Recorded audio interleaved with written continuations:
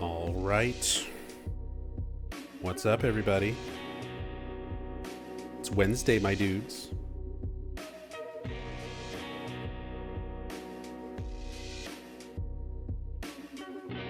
How's it going, Oleander? Hey, Tassadul. What's up, Gadius? With the 20 stream streak. Streaky streams.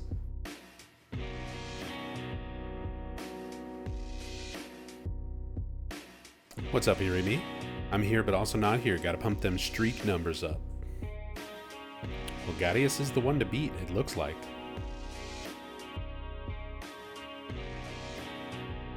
How's it going, Dark Templar?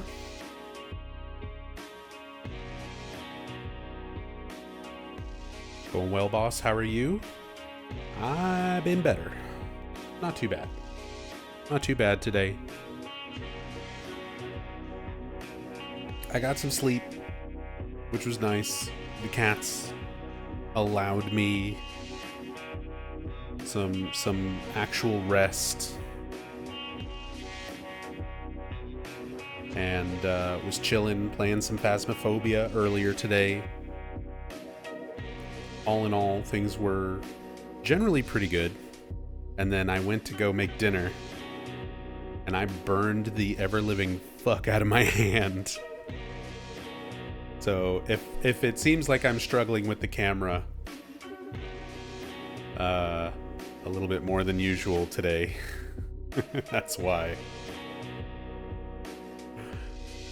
Are you all right, though? Is it serious? I mean, it's wrapped up. I've got burn gel on it. I got it under cold water and everything as soon as I could. But yeah, I was doing my typical midweek salmon and zucchini and rice. And I took the salmon out of the oven, and I was putting everything onto the plate, onto mine and Rachel's plates. So, like, I pulled the salmon, and I usually get salmon fillets that don't have bones or skin. The only stuff I was able to get last time I went grocery shopping had skin on. So I'm trying to, like, spatula between the salmon meat and skin when I get it up out of the foil and get it onto the plates. And the salmon started slipping off of the spatula. And my stupid monkey brain reaction was, I shouldn't drop this expensive salmon fillet on the floor. So I reached down to catch it. And I mean, I had just pulled it out of the oven. So I caught it. About half of it went on the floor. And I really quickly threw the other half that I managed to catch into a plate. But yeah, I barehanded some boiling hot salmon, like literally still sizzling. So it fucking hurt. It burned me pretty bad. And the hot juices too, yep. Hot salmon juice and teriyaki sauce everywhere.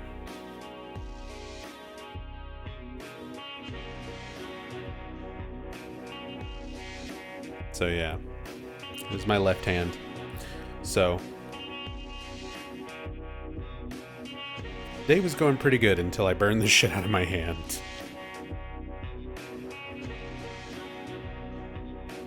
Just being a dumbass. I should have just let it drop.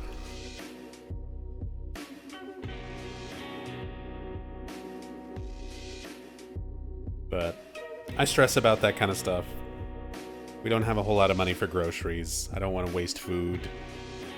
Rachel's got a very limited window of time where she can eat dinner, and I wouldn't have had time to like make more. So my brain was just like, I cannot waste this fish. And my instant fucking natural response reflex was to try to catch boiling hot fish, sizzling fish in my bare hand.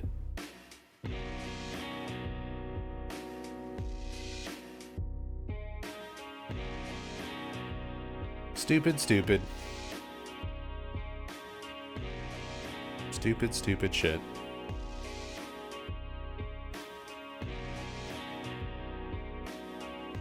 Brain's fast enough to know not waste money, but not fast enough to also say that's gonna be hot. Yeah.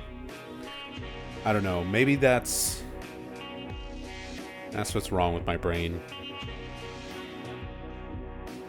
I overthink everything. That's why I'm a Silent Hill fan. I think about the more complicated aspect of it instead of the very basic, simple, like, this is hot and it's going to burn me. What should be the natural instinct? No, no, no. Don't waste food. Don't waste time. So, you know, your wife has time to eat. Those are the things that come to mind before this is hot and will burn. That's just where my brain goes. Feel that? I'd also risk the burn to try to save the fish. Glad it's not just me.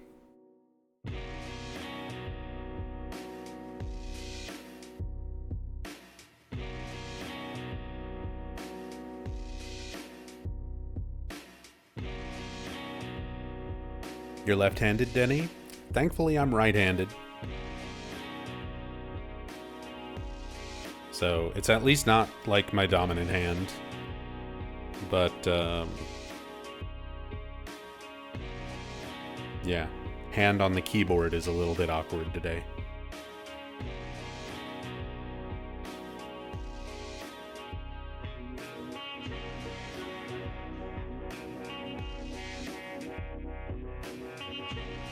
Got an intense burn on your hand once from microwave hot barbecue sauce.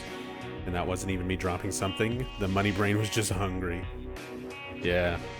It happens. It happens, dude. And I mean, it's not the worst I've had to deal with. I wish I still had my built-up restaurant hands.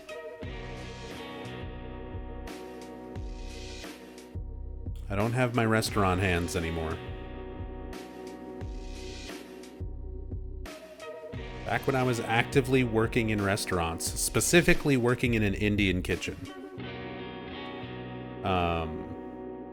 we used a tandoor to make naan.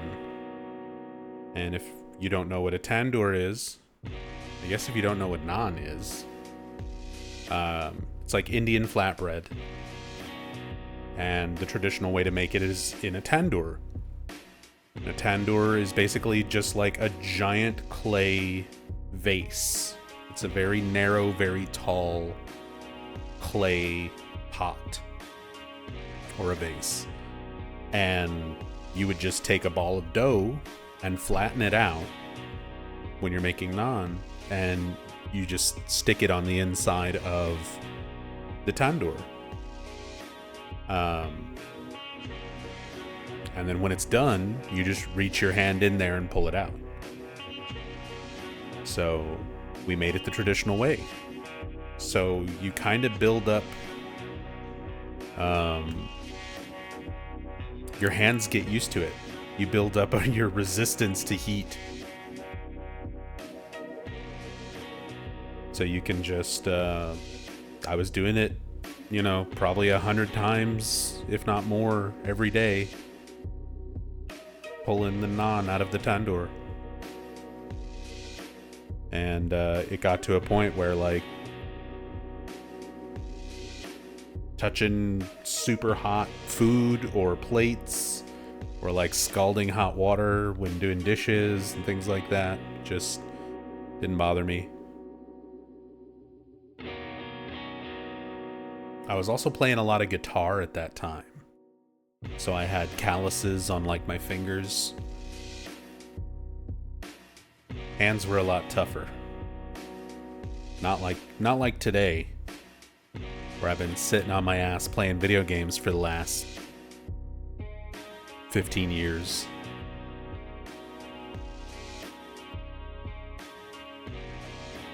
Now I have weak, thin-skinned hands, burned from fish right out of the oven. It's not fair.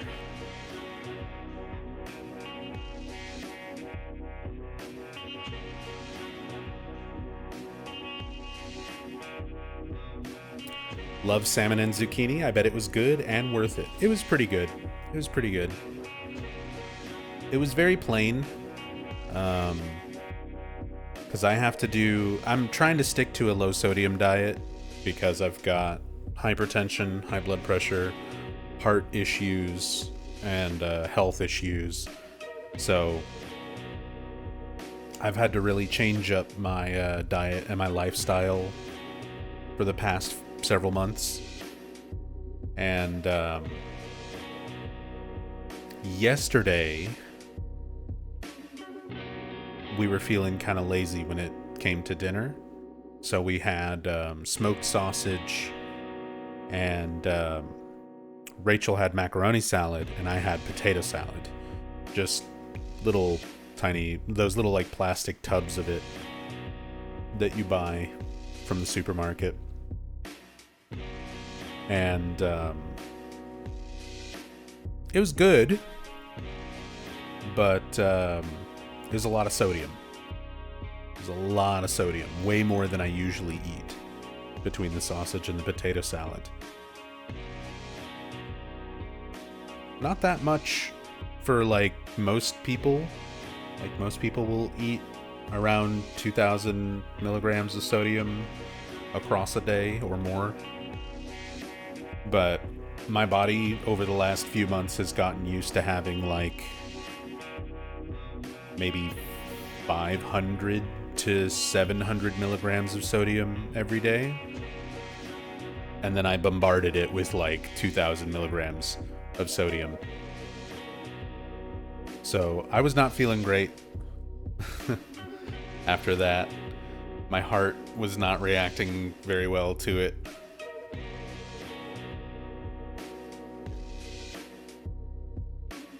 My blood pressure was not reacting very well to it. Excuse me, I'm gonna need to get some more water.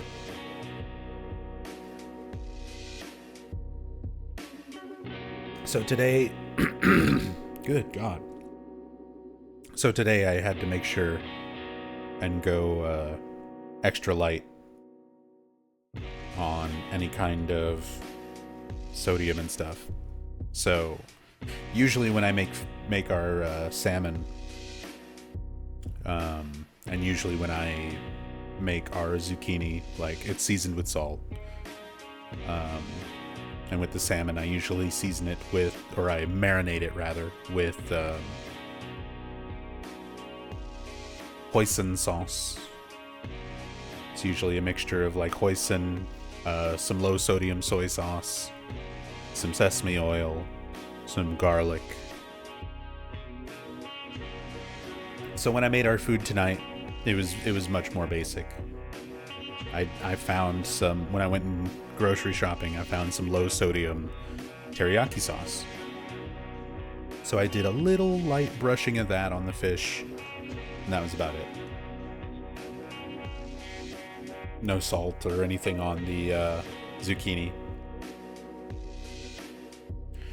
Just sliced up with a little bit of avocado oil and breadcrumbs. Throw them in the air fryer. It was still pretty good, but it was very, very plain. There wasn't a whole lot of extra flavors going on. You just tasted salmon and zucchini and some plain white rice.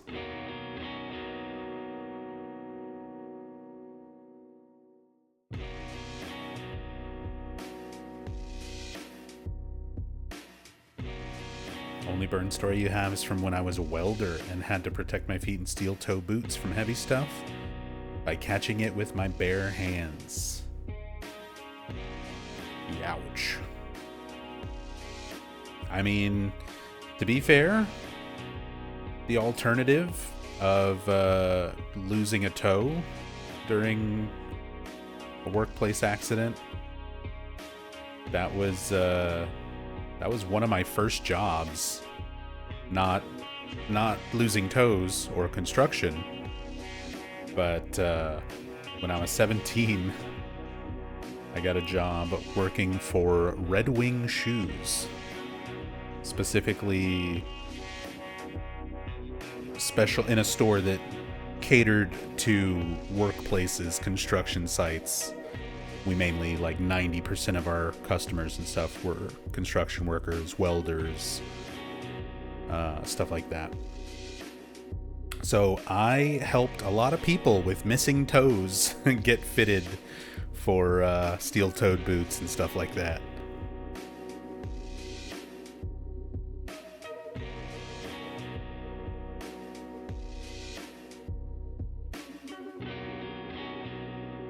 You play guitar as well, Denny? Hell yeah. Favorite tuning is drop C. Drop C or drop D are a lot of fun to play in. And I'm gonna take a wild guess based on you saying you play drop C. Let's see, do you like a lot of Norwegian metal? Specifically, do you enjoy gent? See how accurate I am. Just from the drop C enjoyer clue.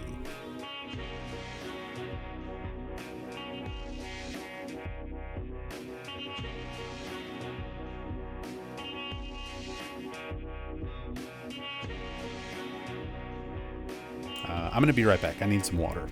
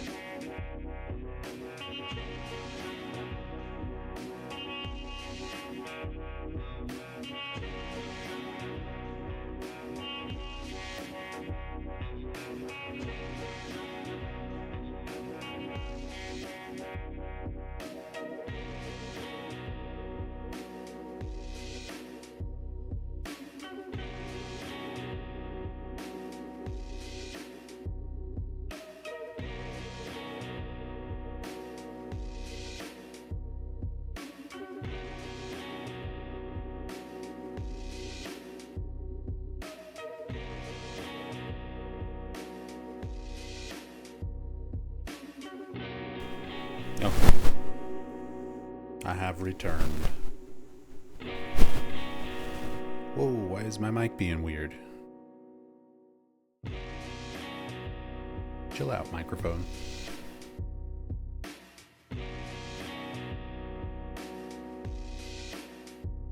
Steel toes have saved your feet countless times. That's good. Having all your toes is an amazing thing.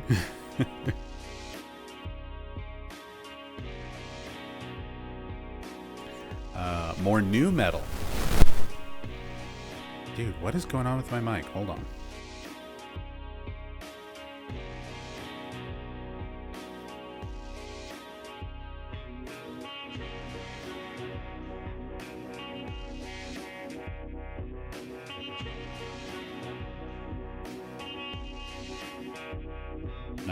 Testing. Testing, testing. Microphone not freaking out. I think I've got a loose connection in my,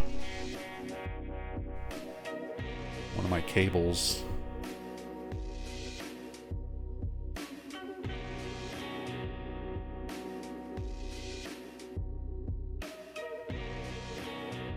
More new metal, but do enjoy some gent. Hell yeah.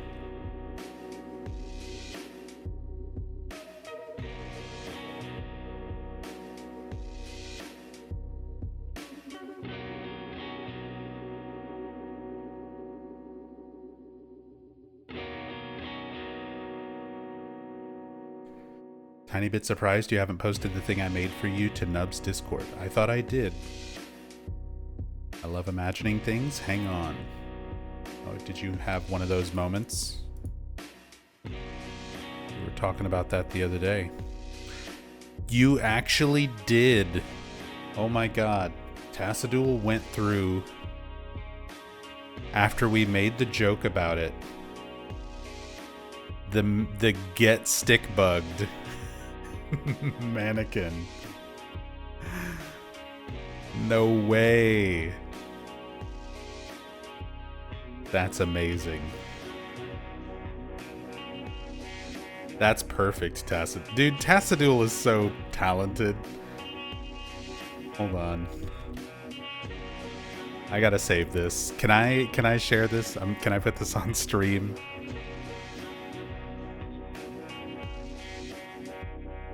Let me pull up the reference.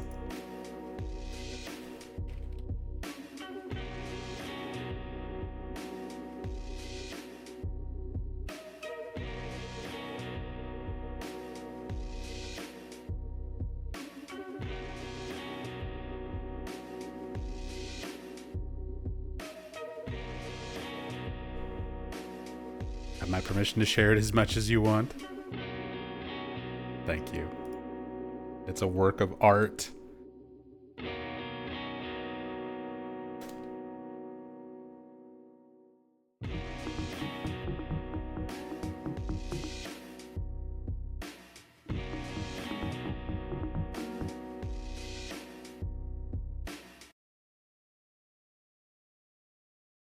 So first of all,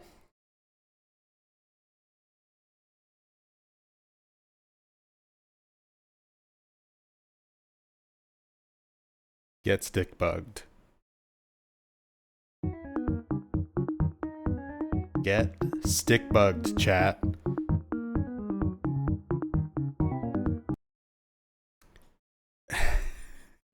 Which is just a wonderful meme already.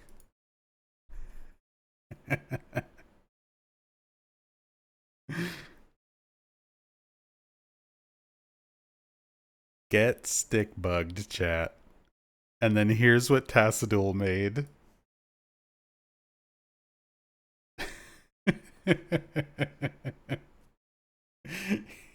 It's so good.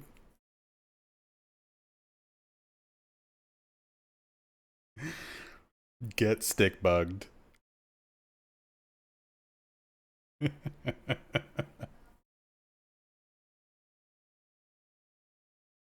Oh, that's wonderful. That's so good, dude.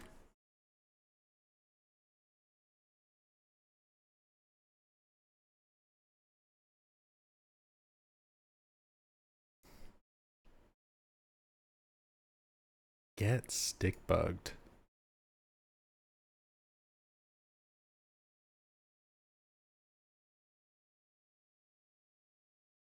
Okay. Let's get Silent Hill 2. Let's get cam hacked. I'm glad y'all like it. That might have to become an alert or an emote or something at some point. Oh, that's too good. Please. God, I have things to do. I need to like make notes to do all this stuff at the end of a stream because I still need to make the fancy finger emote. Whoops. Well, that bottle of medication's on the floor now. I'm actually going to write down on a sticky note this moment. To-do list. After stream. Fancy finger emote.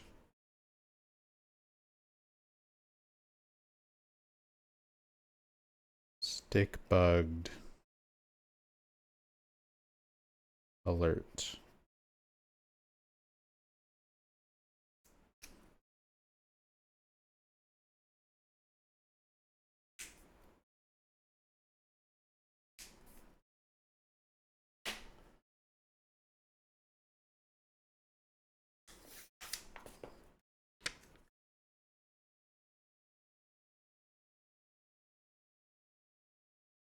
Those are the things I need to take care of.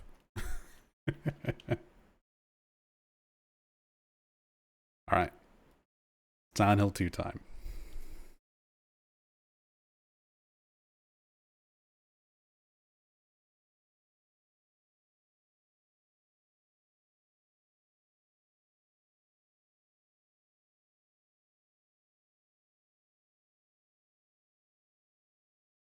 Continue stickbug with better background for chroma keying if you want.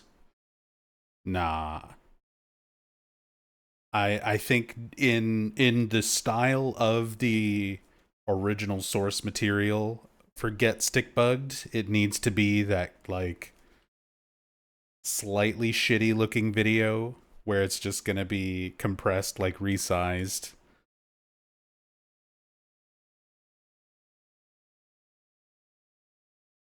With the Get Stickbugged music happening behind it.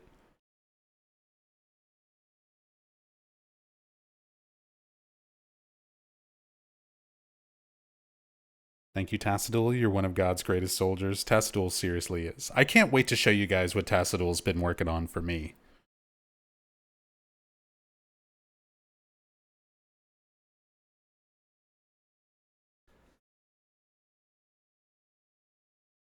Because Tassadul's also been very, very kind to work on a stupid idea that I had. Because Tassadul just asked me one day, like, hey, if you have any ideas for animations or anything like that, let me know.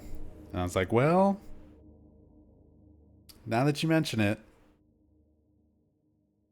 I had this really silly idea. And I don't think anybody else will appreciate it but me. Because it crosses some things over that don't get crossed over very much.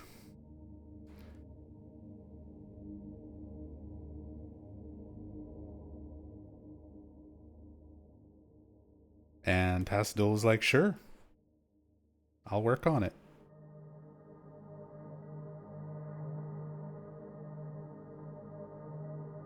And has made me very happy with the preview animations that I've seen so far. Well, that's ominous.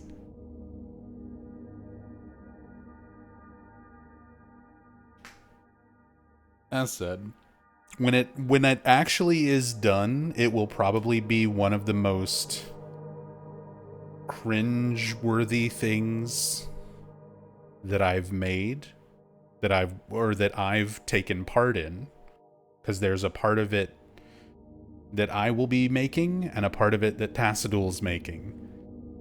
Tassadul's doing the hard part. I just have to shoot some green screen footage and chroma key it out. Tassadul's doing all the hard work with the animations.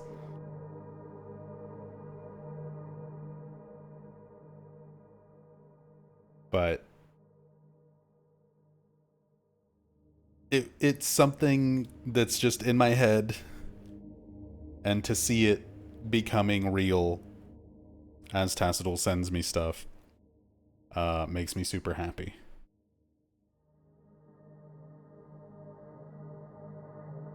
Tassadul's an absolute legend. Is that a wireless VCR? I mean, there's at least a power plug right there. There's definitely no composite cables running from that bad boy. There's no There's no RF or coax. Because with a TV like this, you're not even going to have composite cable hookups. You're going to have an RF switch. You're going to have a coaxial the little screw-on type of cable.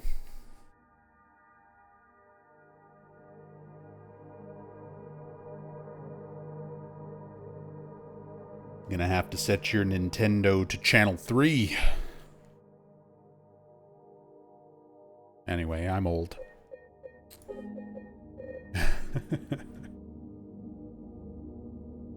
Now I'm far too excited to see the project come to light. Sorry I haven't done much on that lately. I blame the heat. You don't have to apologize. I've already said, like, this is a stupid idea. I don't have money to, like, even commission for it or anything.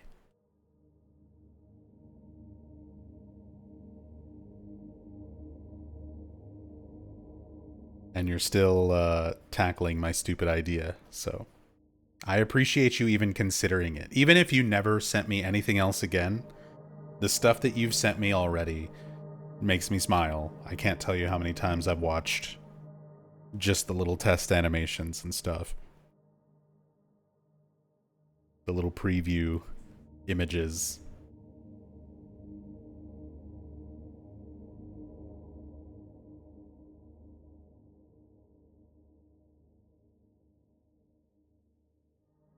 That sentence just sent me back. You're gonna have to set your Nintendo to channel 3. Just got thrown. Yeah, sorry. Sorry about that. The days before hooking consoles up to your TV with something like composite or component or HDMI, when you had to literally take a screwdriver and screw on a little box to the back of your TV set with little prongs holding it in place to hook up your Nintendo or your Atari or your Commodore.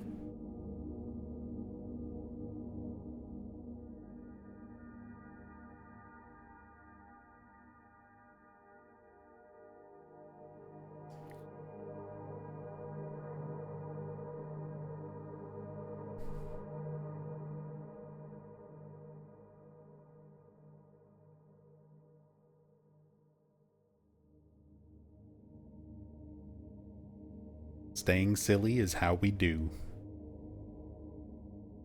Look, if we're going to be dedicated to spending so much of our time dealing with existential, psychological horrors from beyond our comprehension, you gotta stay silly. Gotta try to remember to stay silly.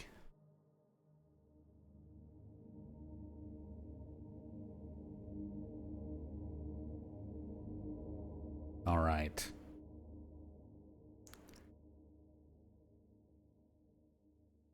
Day, what is it, 28? Oh my god, 28. I had to double check my chalkboard.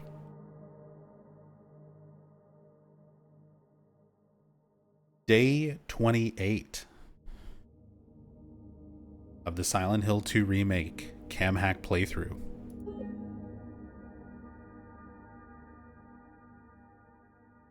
Getting through the hotel, the lake space view space hotel.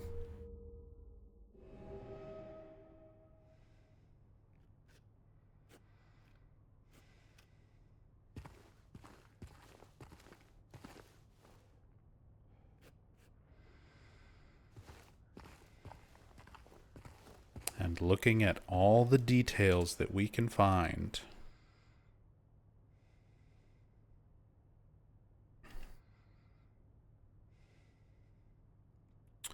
So we've already picked up one of the books we need. Not that one.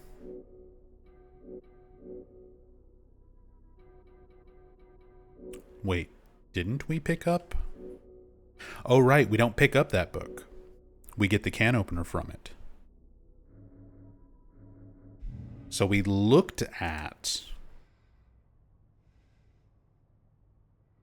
that particular book, the Book of Gremory, a Duke of Demons in actual historical demonology.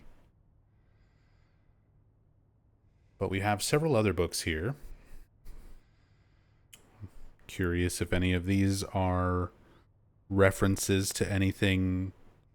The One Who Soared, Alice Burroughs.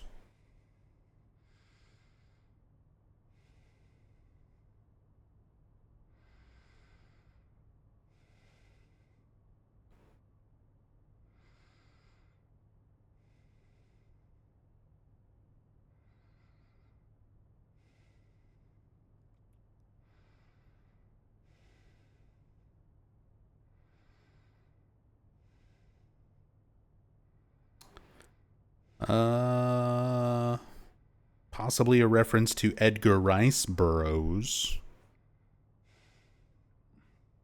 As far as authors' names go.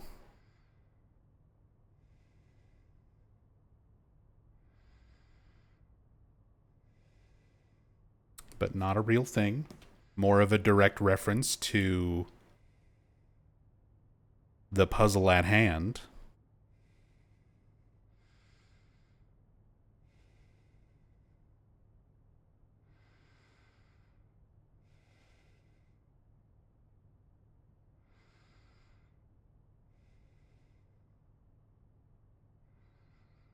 Are we still looking for a can of light bulbs? Yes, we are, Gohan. Yes, we are. It was not in the kitchen that the original can was in.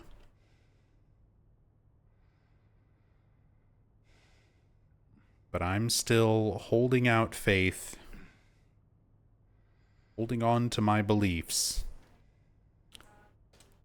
that somewhere in this hotel there must be a can with light bulbs in it.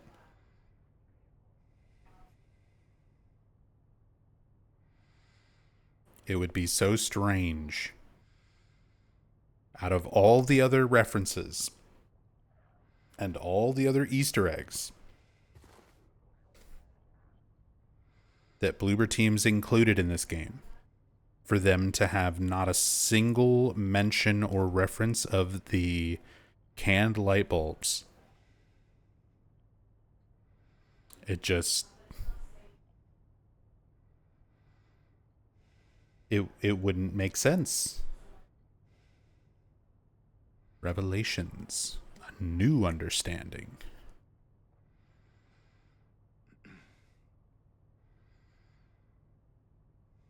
Little picture of an angel with a halo icon on the spine of the book.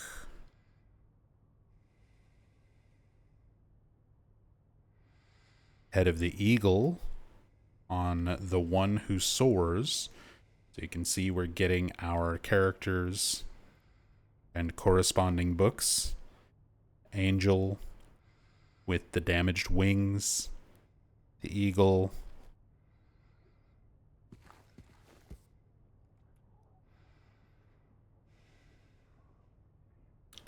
Are we fancy about this book? No, we are not.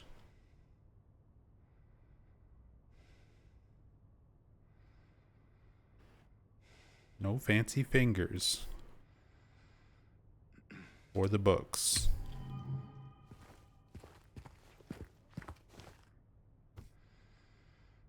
What about the One Who Soared? It'd be kind of funny if one of them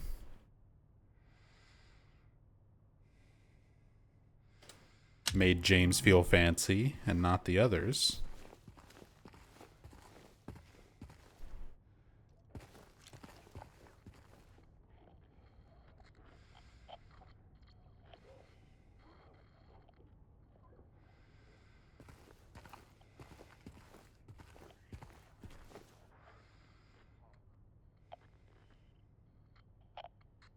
Pride Before the Fall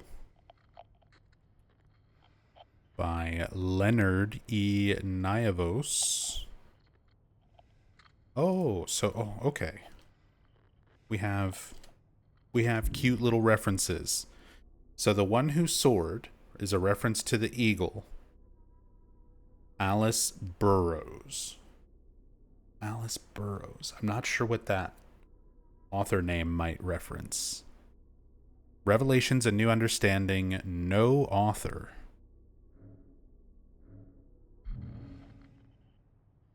This one, Pride Before the Fall, Leonard E. Niavos.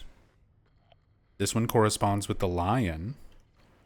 A group of lions is called a pride. Pride Before the Fall. And also Leonard, Leo, the lion, E. Niavos is the author. It's like an onion. There's layers.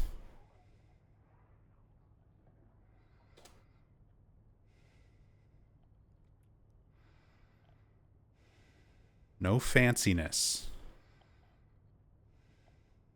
No fancy fingers.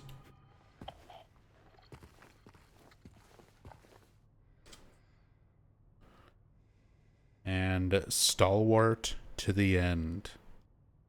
No author. The Chicago Bulls.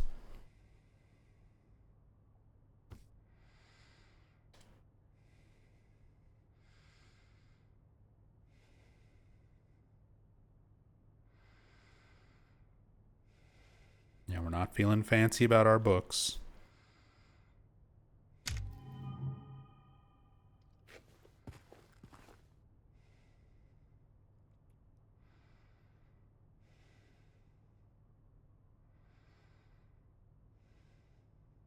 Author name sounds like burrows. A burrow is a rabbit hole, isn't it?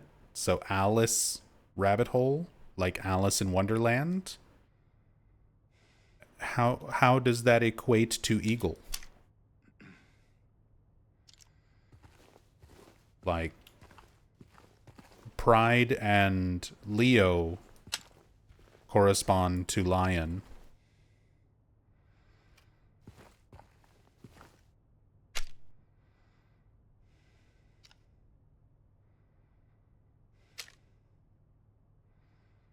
The rabbit hiding from the predator? I mean, yeah, eagles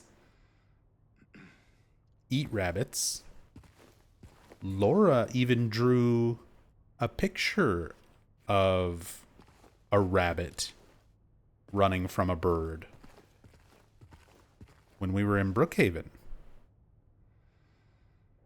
Now that you mention it.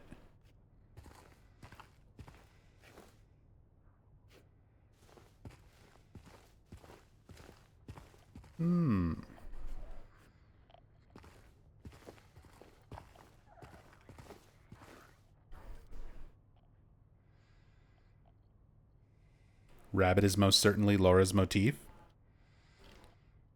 Which is kind of funny. That was something that was not a part of the OG.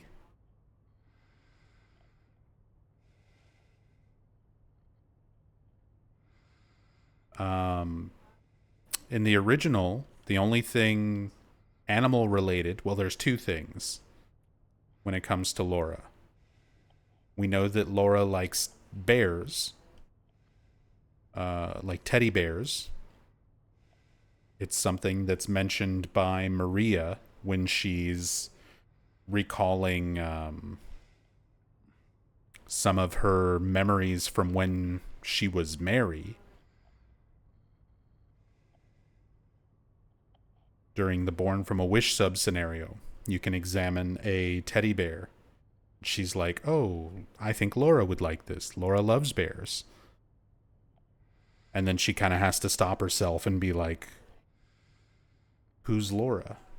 Why do I know a Laura? How do I know that she likes bears? Whose memories are these? Part of her kind of revelation into who she is. what she was created from. And cats was the other thing.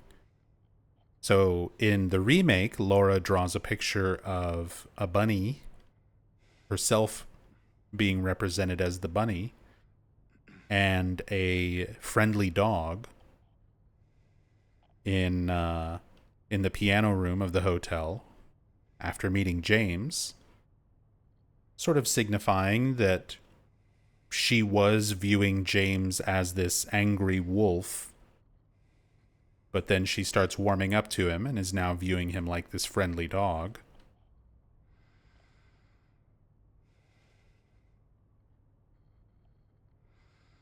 But in the original, she draws a picture of a cat. And James can examine it and has kind of a passing thought, like, I wonder if she likes cats. There's also a drawing of a cat, like a child's painting of a cat, on the wall outside of Woodside Apartments when you first meet Laura. Well, other than her stepping on your hand.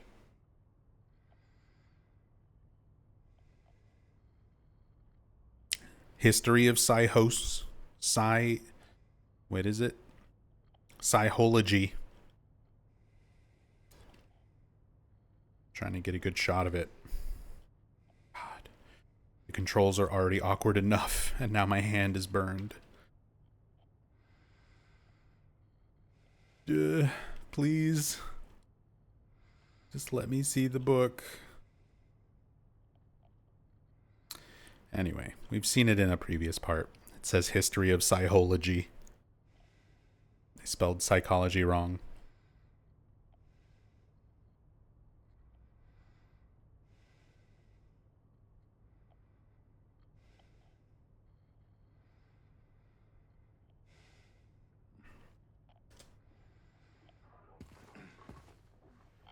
So many books.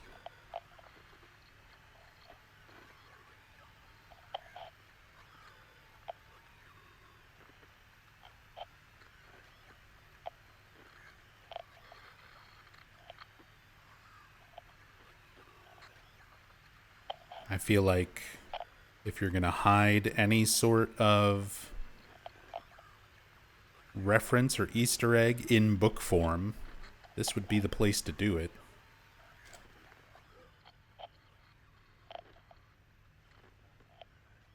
But it's a lot of book assets we've already seen.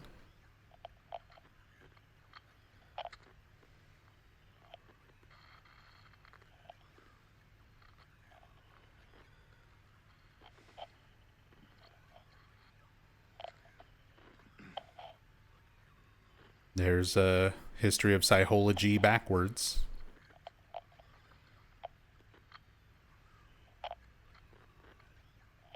Hey, what's up, Mizzy? Going pretty well so far. What's up, Hank? No light bulbs yet.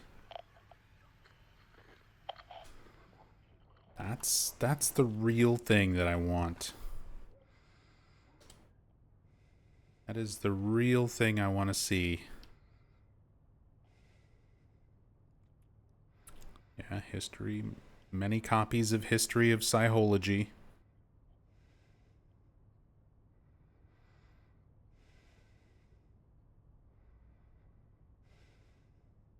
So many copies.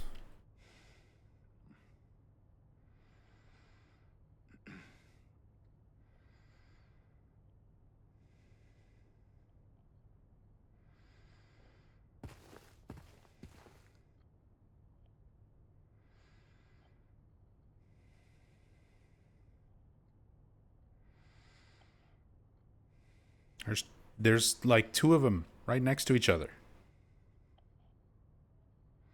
Very popular book. There's two more on the bottom shelf right below it.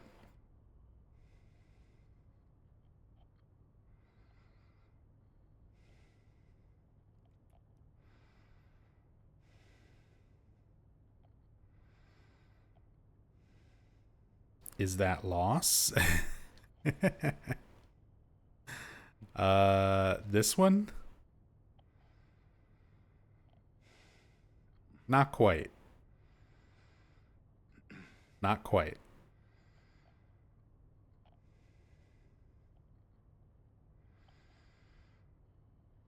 God, imagine Bloober Team working in a loss reference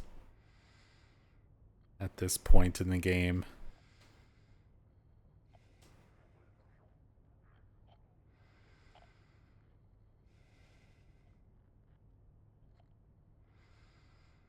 Nothing that says Life and Reality Bookwise. That's the one by Kaufman. No.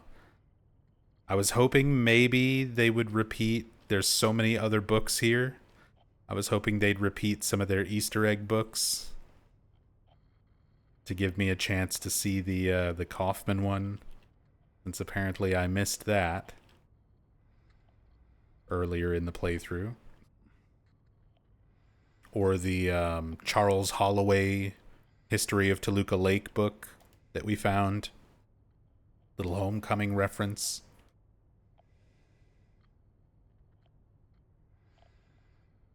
Or any of the cult members' books in the prison cell. You figure if you're gonna repeat some book assets, just throw everything here into the reading room. But no, it looks like they went with a lot of their more generic ones and just kind of repeated them, and then a lot of copies of Psychology.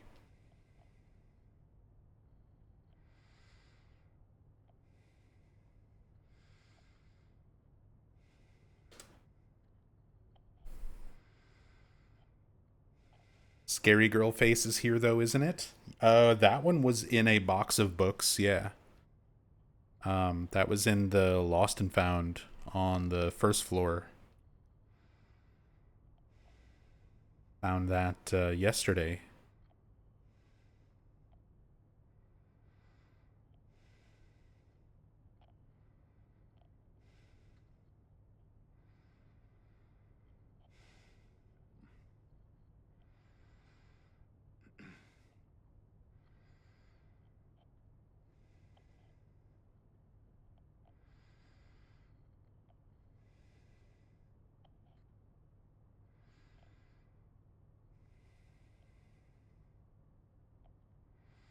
But yeah, a lot of repeated books. More generic ones.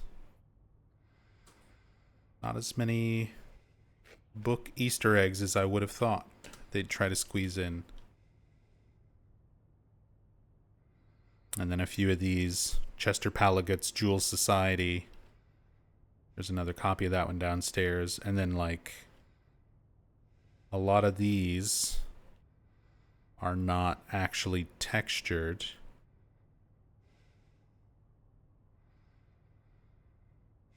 It's just the spines of them.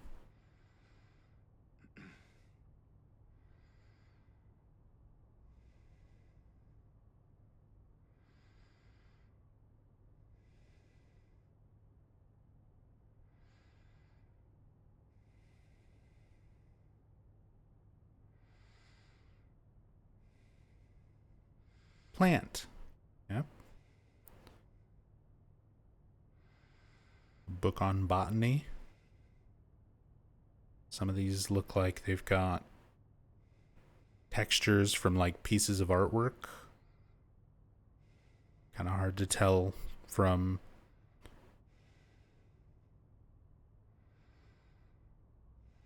such a small kind of sliver of it.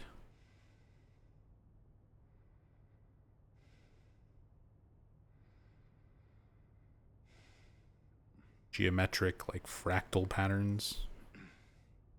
This one looks like it had a price tag on it, 48 point something.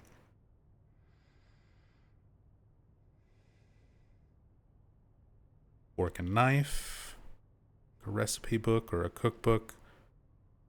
But yeah, they don't even have covers. You try to clip into it, it's all sort of like hollow objects.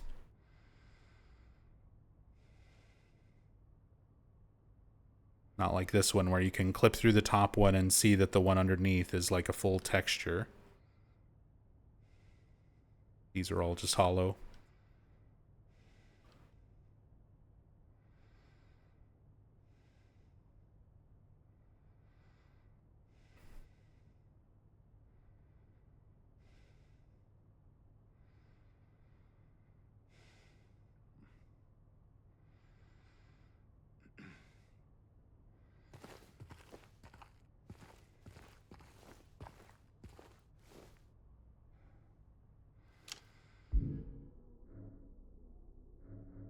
Well,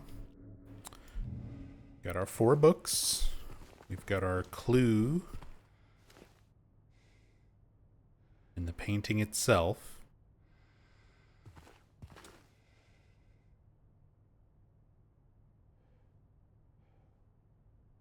Just want to try to look at the details of it.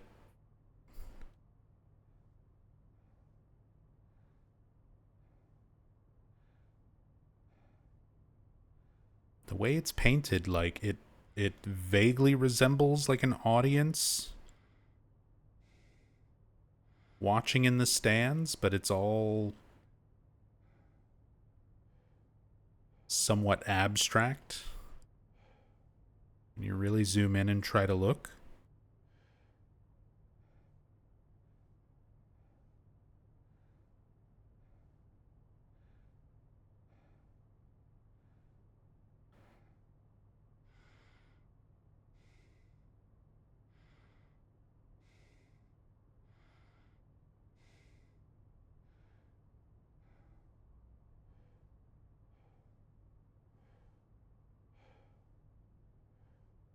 audience looks AI.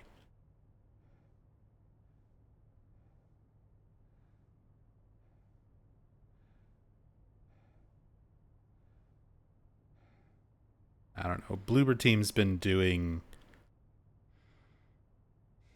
sort of detailed painting stuff being in their games for a pretty long time now. Since Layers of Fear.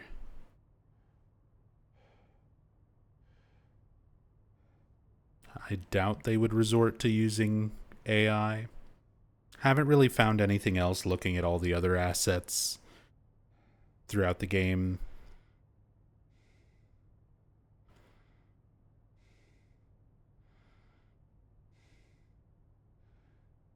That looks like AI. There's definitely placeholder stuff.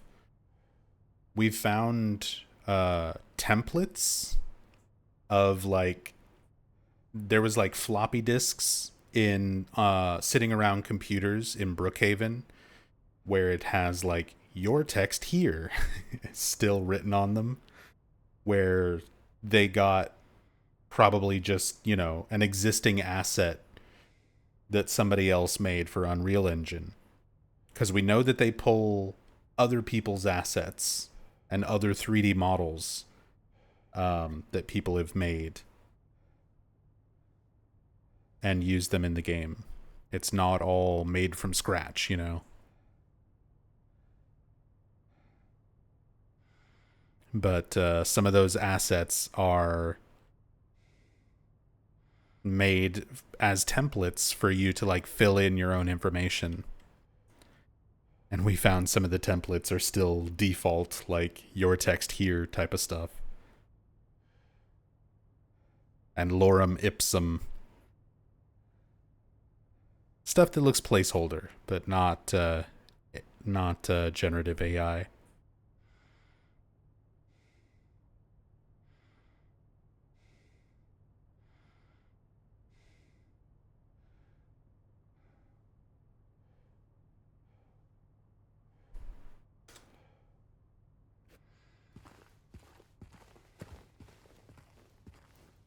So here's our clue. Right in the middle of these 4 bookshelves where we're supposed to place our books are 2 spears, but the heads of the spears are pointed up. Whereas the painting, the man impaled with the spears, they're pointing down. Little bit of fun imagery here. By fun, I mean, kind of morbid and dark and everything, but this means that you're supposed to be looking at your hints, your clues through this painting upside down. Now you turn this upside down, and we have a person hanging upside down, impaled by spears. Not to spoil the end of this game for anybody who hasn't actually seen it. You shouldn't be watching this, but that should be familiar. That should seem familiar to you. We're getting some visual foreshadowing to Maria and the two pyramid heads.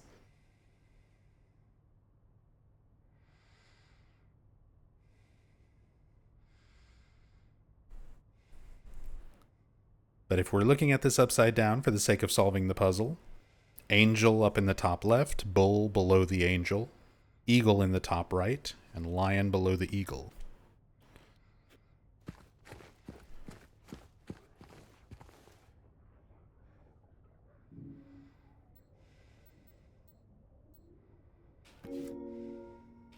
Angel.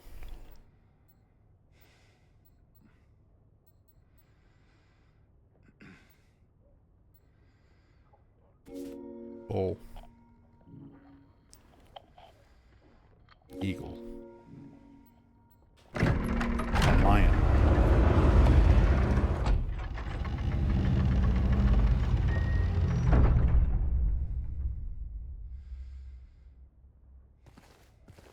I love that dust effect.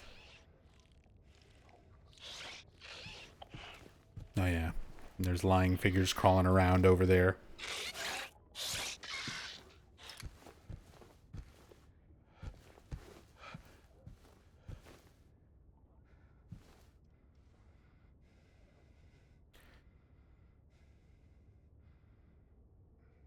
Painting showing us what we're supposed to do.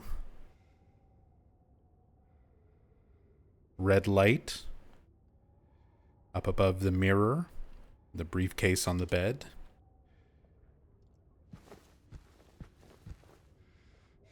Did James just gasp? I think he's reacting to all the dust.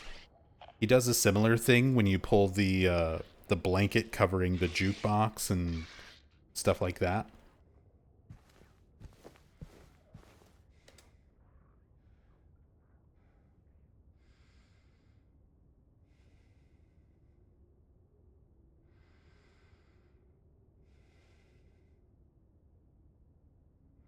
The numbers. What do they mean? 1881. 787, 89, 76, 896, 98, 77.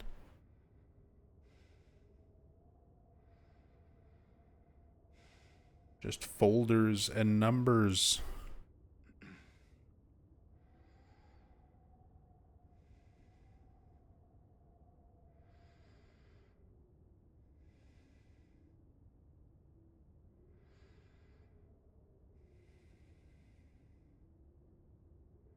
Same exact thing.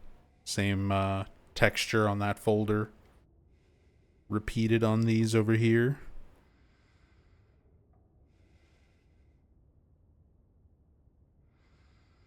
Another one, much more faded down here. All the same pattern.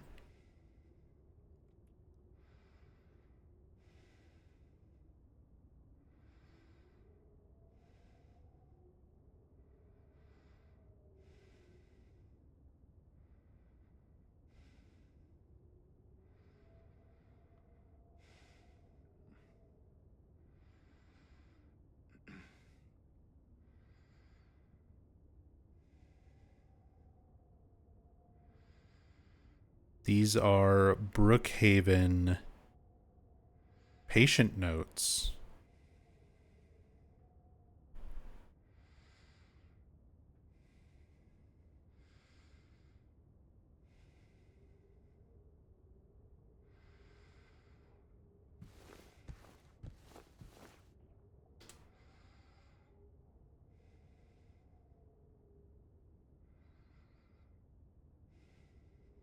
Date and treatment.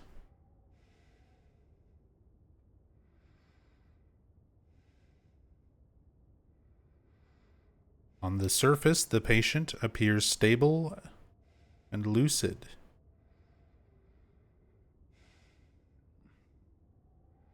Conscious of their surroundings and expresses something confidently.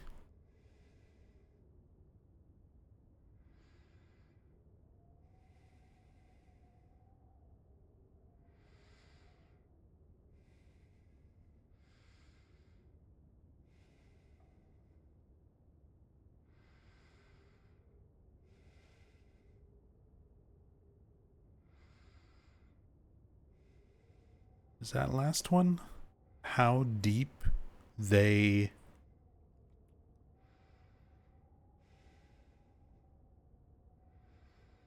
run? It's not run.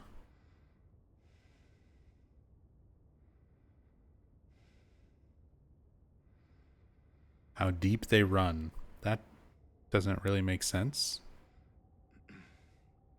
That also wasn't a note that we found in Brookhaven, was it? I don't think so. Patient is responding well to the new therapy.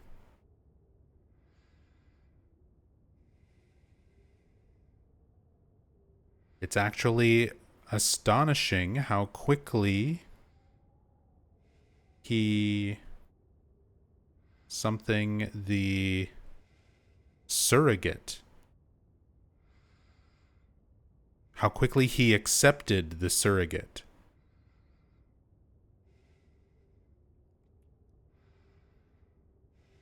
He's completely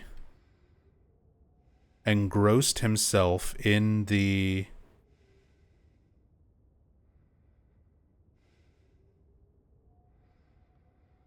scenario.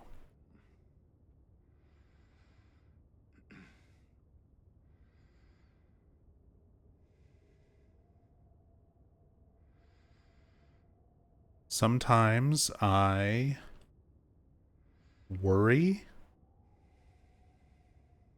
Is it wrong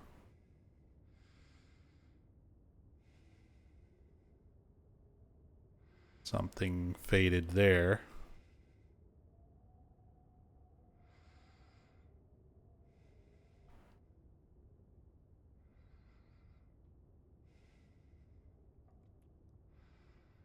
He blames himself for the daughter he never had, so I gave her to him.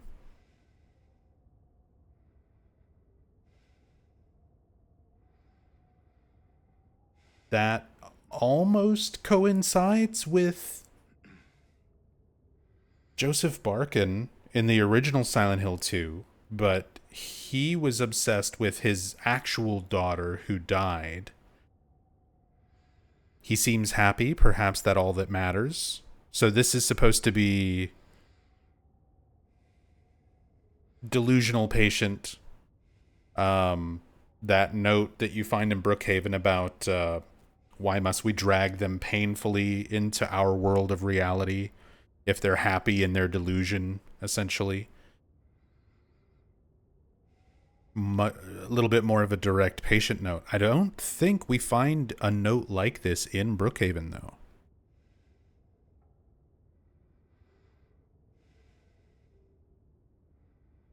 And then there's something handwritten there. Want Nub on my crossword team? What a talent. Hey, I've been playing a lot of Wheel of Fortune lately.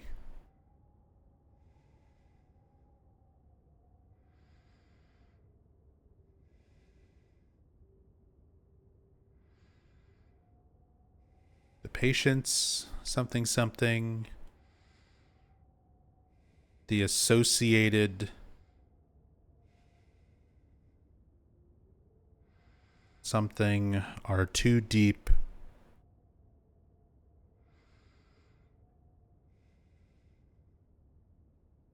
Seeing something other.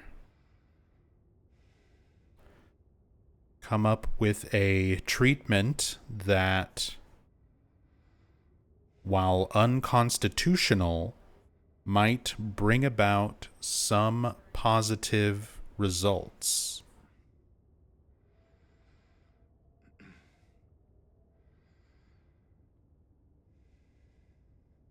We decided not to inform the staff of the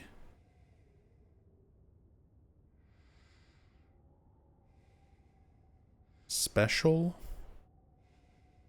something set up special space set up something the mirror.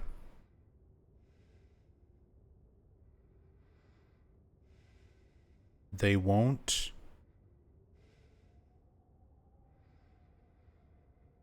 they wouldn't understand.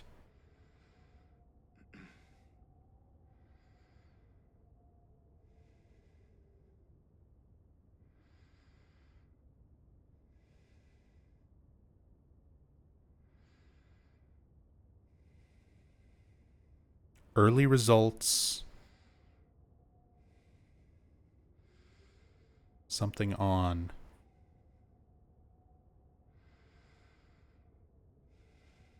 So it's talking about a mirror. Specifically setting a patient up with a mirror.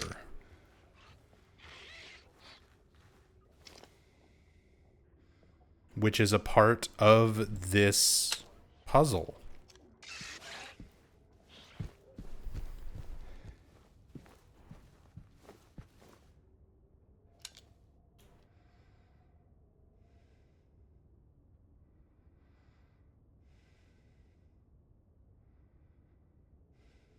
He blames himself for the daughter he never had. Okay, so that's stuff repeated. Each of these, like, stacks of paper are the same note repeated. There's a Brookhaven Hospital memo in this folder as well.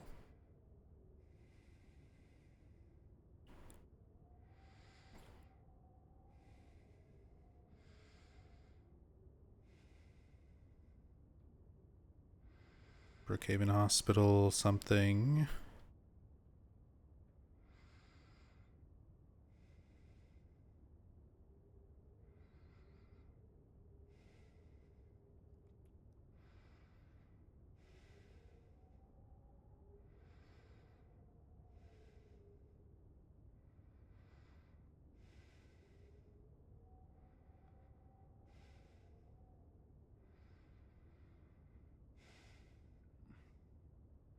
Hey girl, can I peep at your patient records? What I wouldn't give to be able to just tell James, like, pick this up and open it.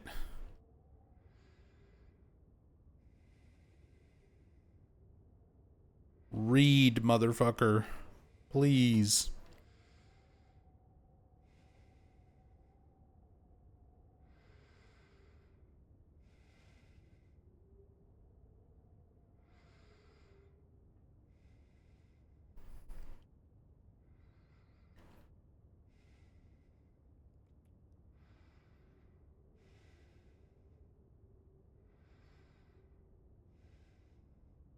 Treatment, yeah. There's another Brookhaven Hospital memo, but I think it's the same. I think it's this same one. Just stuck in there.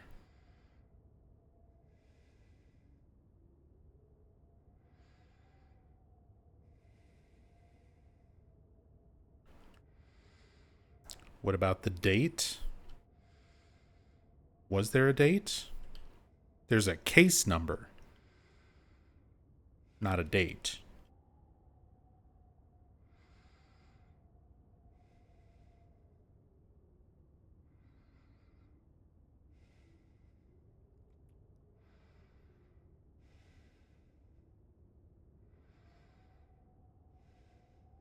And then there's something handwritten there that's a bit hard to read. That looks like the word happy.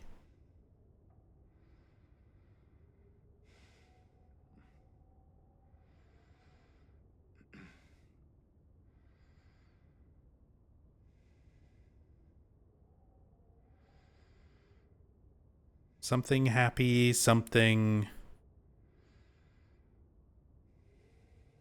Last part looks like T apostrophe, like E-T apostrophe S.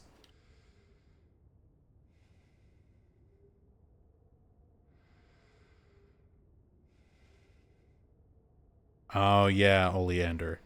If he seems happy, then that's all that matters. It's repeating the typed text, just written by hand. Still, kind of emphasizing that part of it.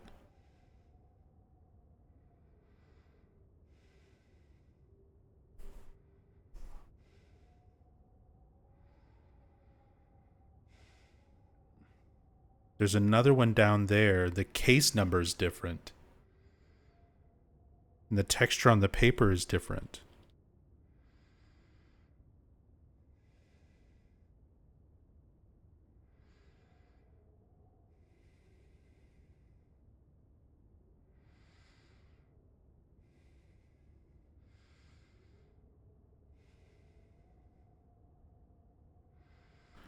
I gotta start learning how to do data mining.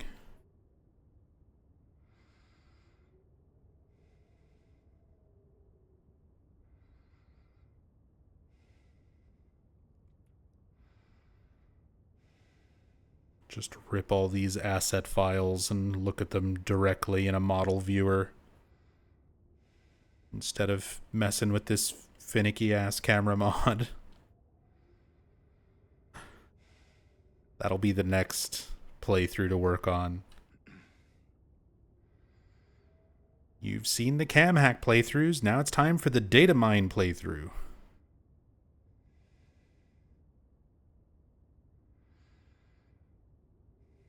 And I'm failing her. So this is about a different patient. This is about the female patient from Brookhaven, most likely.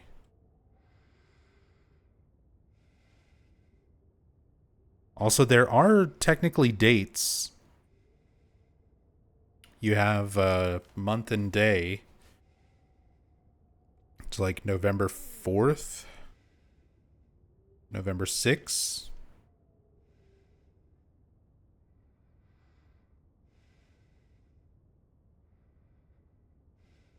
Something something session. The patient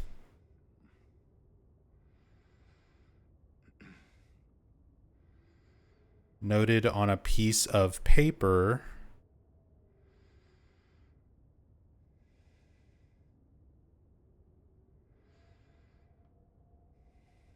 and proceeded to twist it, seemingly deliberate.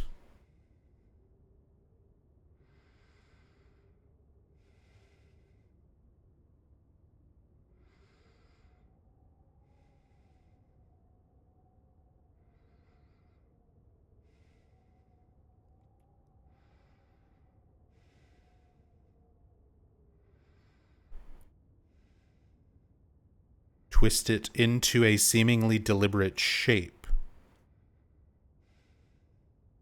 I didn't object.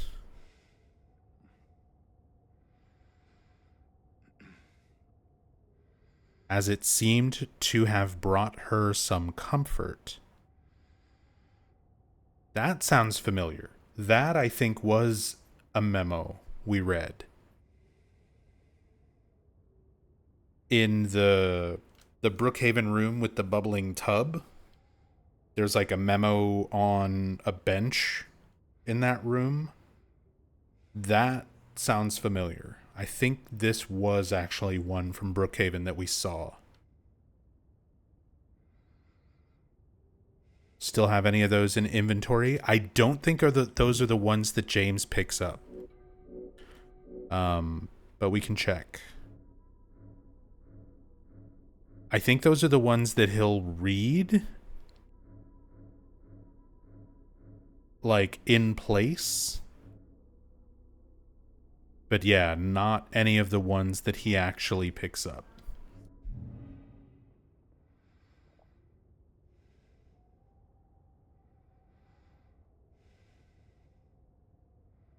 I think they wanted to separate like world building memos from puzzle solving memos to try to make it less confusing on players, like getting stuck and sifting through memos to try to find the relevant ones. So you only really pick up ones that are kind of like progression or puzzle related.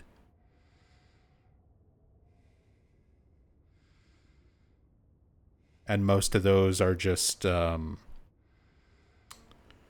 flavor text, world building.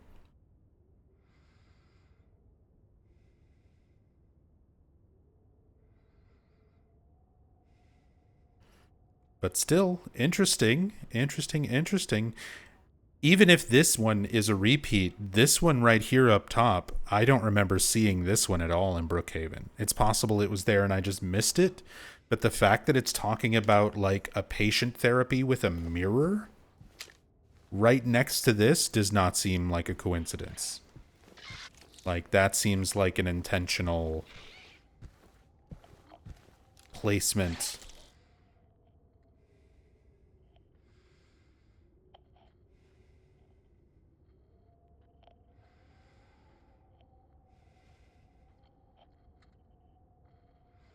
Is that a drawing? What is that supposed to be?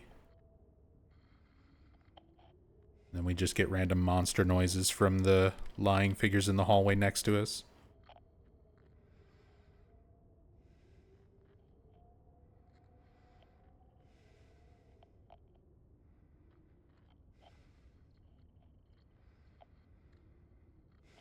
Okay, 1102. This is the same female patient note.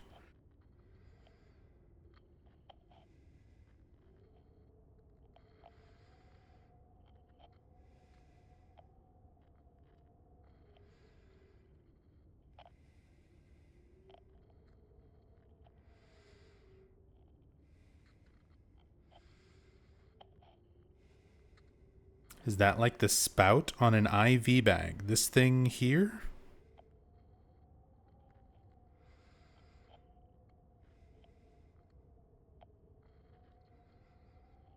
Little like metal part? It looks like the separators when you have those big like file folders. They usually have like a little metal track where you can put dividers.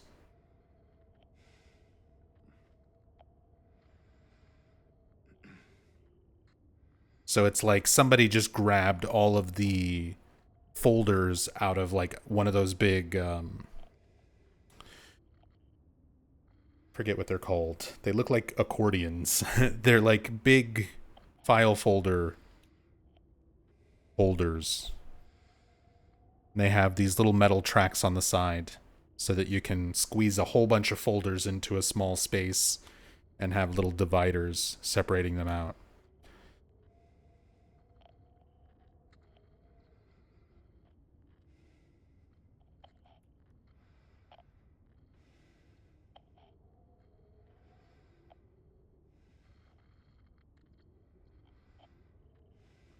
Binders? It's not exactly like a binder. I think there's like a specific word for it, and my brain's just not working today.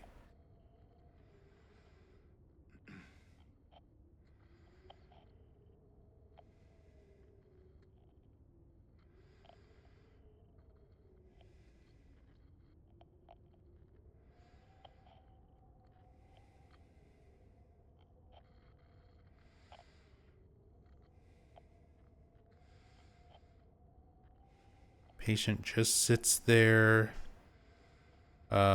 twiddling their fingers. That was a Brookhaven note. We read that one in Brookhaven as well. I remember the twiddling their fingers patient memo. So I think those are repeats.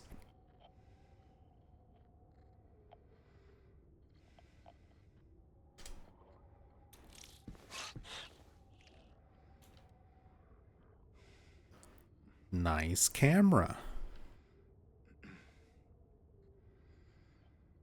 Someone was taking photographs. Photographers.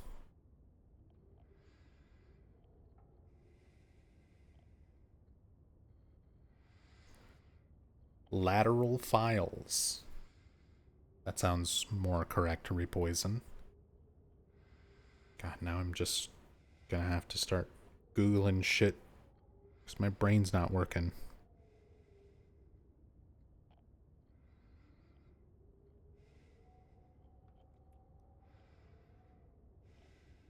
A lateral file organizer. Because it's not like a full-on cabinet.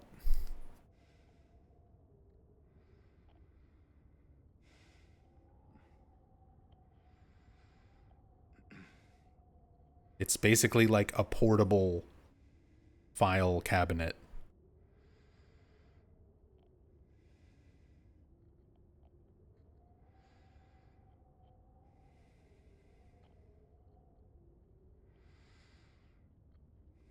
Although Silent Hill Origins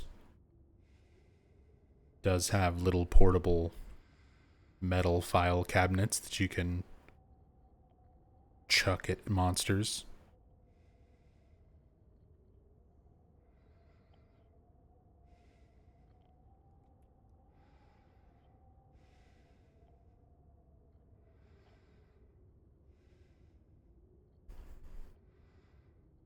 Trying to see if there's any writing or details on the camera. Doesn't appear that way.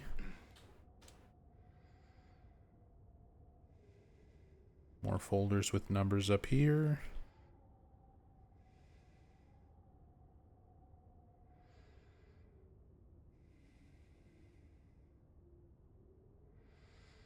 Little clippings from, like, looks like newspapers.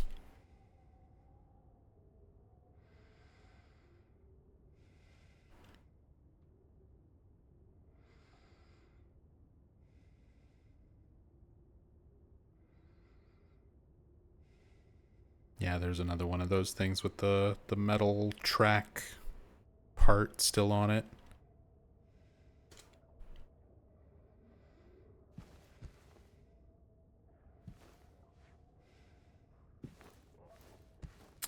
Interesting.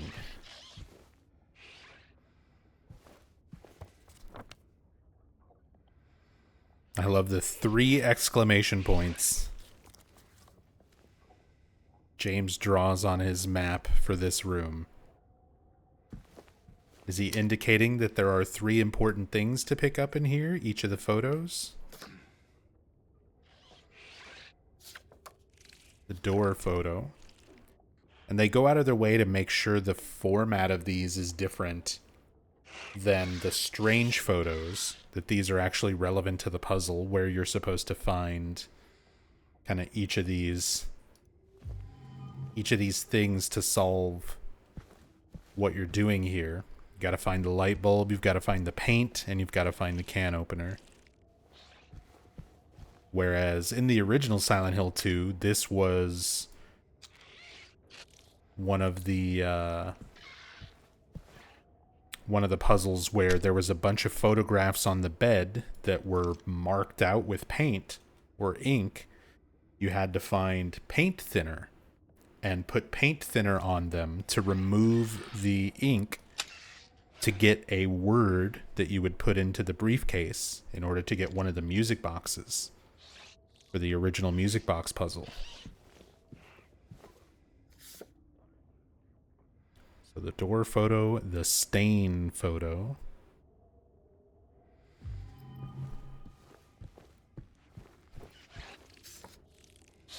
And the gate photo. Also, yeah, we're not feeling fancy about these photos.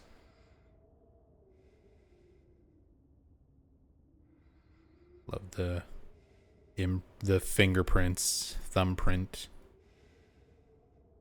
stuck onto a lot of the pictures and textures.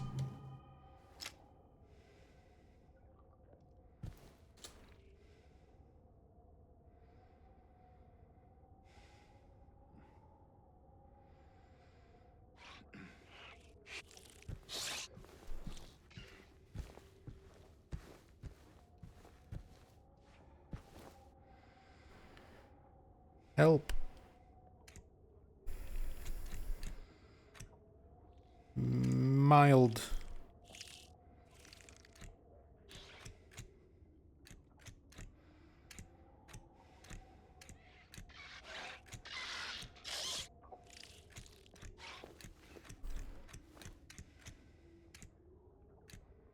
Note.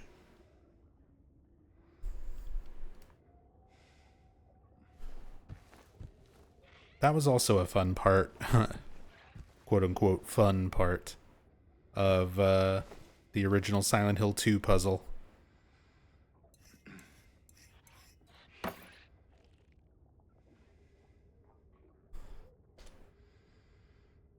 The original briefcase puzzle. Oh, hold on.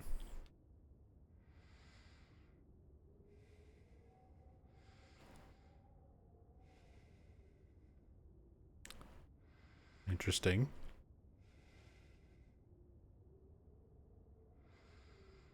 Just like a big rectangle in the reflection on the curtains. Probably just meant to be like a light source. Where the light's coming in a little bit. But in the original Silent Hill 2, this briefcase that held the music box had 22 possible words from a list of 4-letter words, and it was random every time you play the game what the combination was. And eventually people figured out a way to manipulate the RNG. You could manipulate what seed the game sort of put you on, because it was all done from the very start of Silent Hill 2. Like, as soon as you start your game, you pick your difficulty and hit start game. All of your RNG for all your randomized puzzles would be locked in from the very, very beginning. So speedrunners figured that out, and basically through repeated execution, very, very to the frame, precise execution, you could consistently start the game in such a way that you would almost always land on this relatively small group of seeds for all the puzzle solutions. So once you got to the first randomized puzzle, which was the grandfather clock in Woodside Apartments, the starting position of the hands was randomized. Once you saw what time the hands were set to before you put them in the correct positions, you would know what seed you were on, as long as you were starting the game the exact same way every time. So eventually people figured it out and developed a method to know what all of the puzzle solutions would be ahead of time by doing that. Before that was a thing, that was discovered in like 2017 or something, I want to say. When I started running the original Silent Hill 2 in 2015, the previous method was just do everything as fast as you can. So the method for that briefcase was to cycle through all 22 possible words, all the 4-letter word combinations for the briefcase, as fast as possible with as few inputs as possible. So there was a sequence from word to word that I memorized, and that a lot of runners memorized. So you would start with Mama, M-A-M-A. Then you could do 2 clicks on the first dial, 2 clicks on the last dial, and Mama would become Damn, D-A-M-N. You would repeatedly do that to cycle through all of the words. So you'd go from Mama to Damn to Dark to Dose to Lose to Love to Luck to Lock, Kill, hell, help, and so on and so forth until you went through all the words. And basically, for speedrunners, like, if you didn't get it on the first, like, 2 or 3 words, and you were going for really, really, like, optimized world record times, you'd probably just reset. Be like, is it mama? No. Is it damn? No. Reset.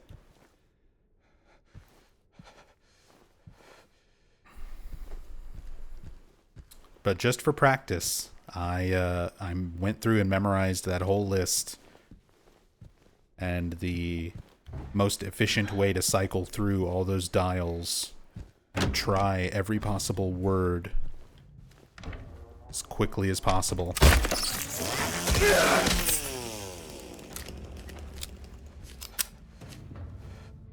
And then it became irrelevant a couple years later, because then you had to learn how to manipulate the RNG instead.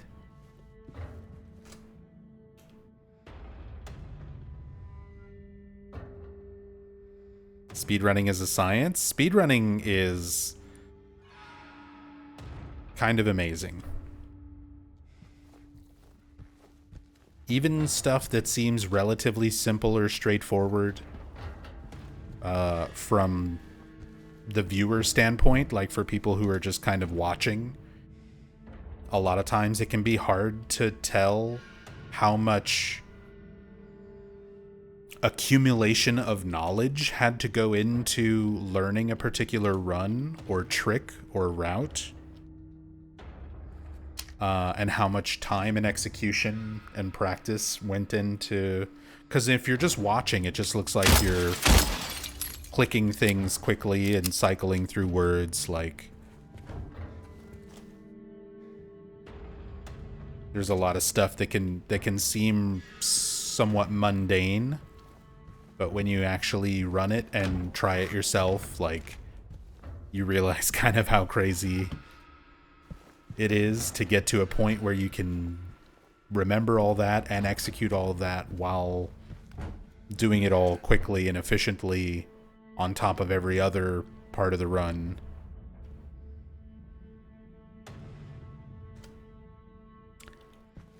I like speedrunning. I haven't done a whole lot of speedrunning in recent years,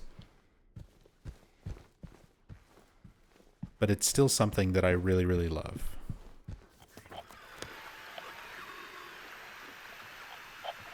We need to go check 202 and 203. Like you mentioned with the door, down here in Lakeview Hotel. Hey, wait, Nub. What is it, Oleander? Do you remember the picture we saw on Woodside? Gonna have to be a little more specific. The one hidden behind the mirror, the reason why I keep shooting the glass. That sort of looked like the arch. Oops.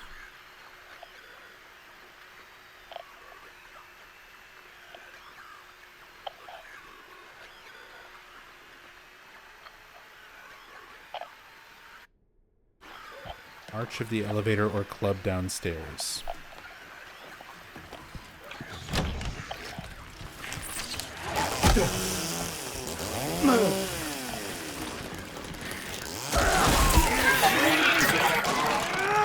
Just stop.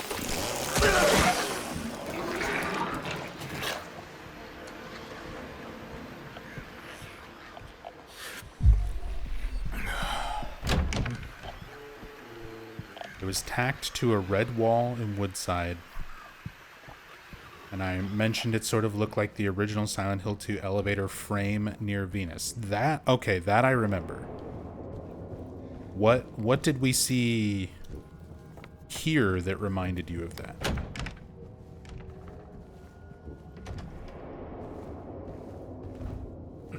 You told us a story about speedrunning, about having to jump into that frame. Yeah, I would use that frame to align myself with an out-of-bounds skip in the original Silent Hill 2.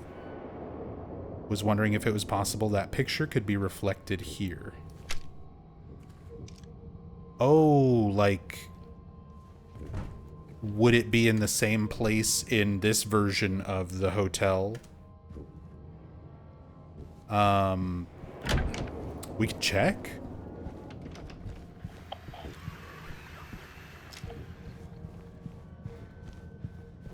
The layout for this hotel is so much different, though.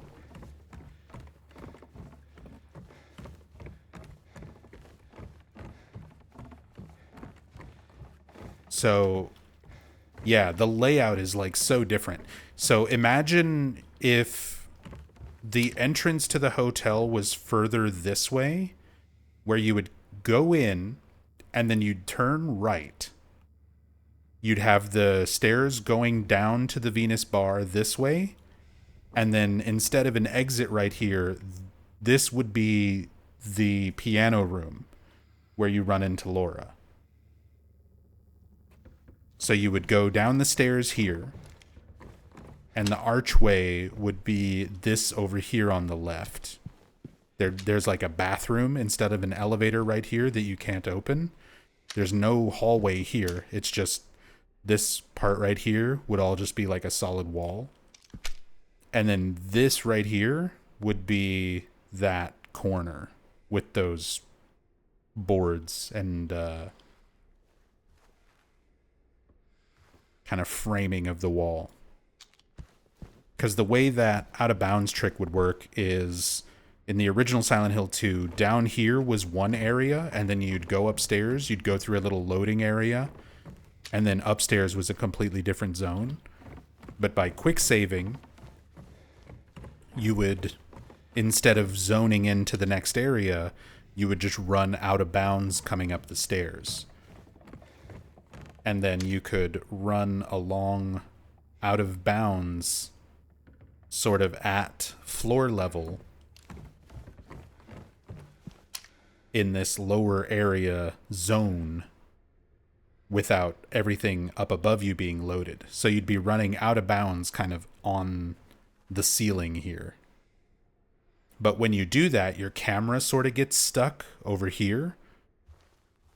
So what I would do is I would line up the corner of this hallway to know which direction James was running. Because once you're out of bounds, it's just a black void. You don't really know. You don't have any point of reference to know where you're going. So I would use this corner to line up where I was running with James to run out of bounds. And we would use that to skip the employee elevator so that you don't have to interact with the shelf and put all your stuff away because that's slow and it takes a lot of time. But yeah, the layout is like so different. And even that little hallway there is just, it's too different. It's too different. But I don't mind checking. Definitely don't mind that. Silent Hill flower deliveries. Perfect flowers for perfect occasions. Bestsellers. Lilies, chrysanthemums, hydrangeas, gardenias, gladioli, carnations, daffodils, hyacinths, violets, roses, orchids, and more. 20% off for wedding bouquets. Call us. 1207. What kind of number is 1207?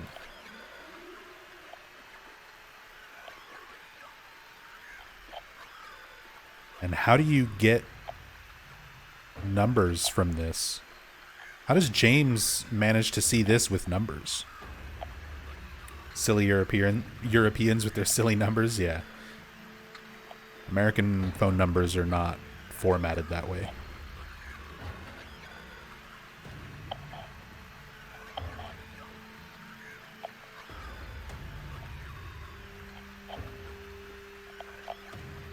Maine's area code is 207. So if you were making the call internationally, you would dial 1 and then 207, but again, that would mean you're outside of the country calling Maine.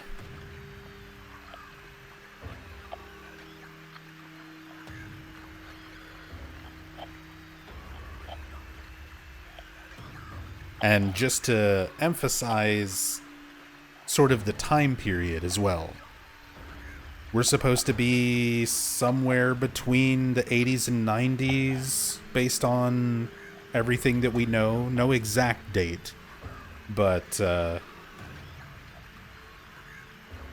somewhere between late 70s and mid 90s or so.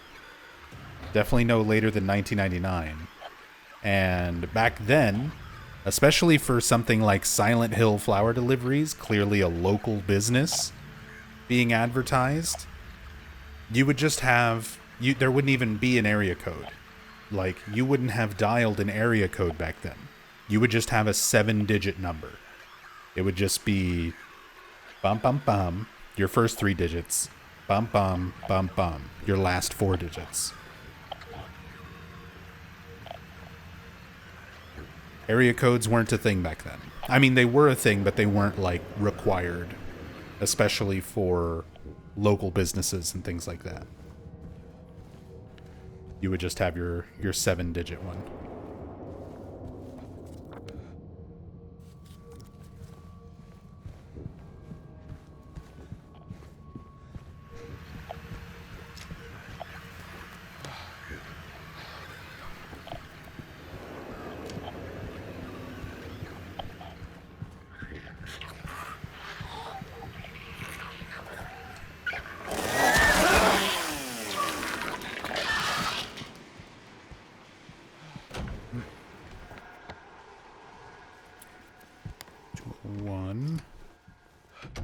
This is where we see the music box after doing the broken mirror puzzle.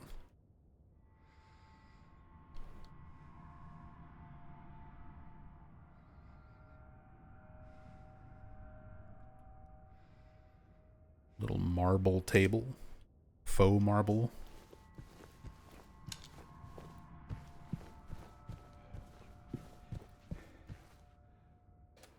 Looks like blue cheese. A little bit.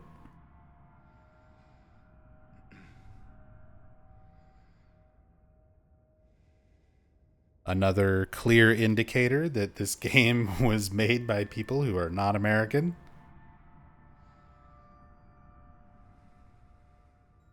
Our thermostats are in Fahrenheit, not Celsius.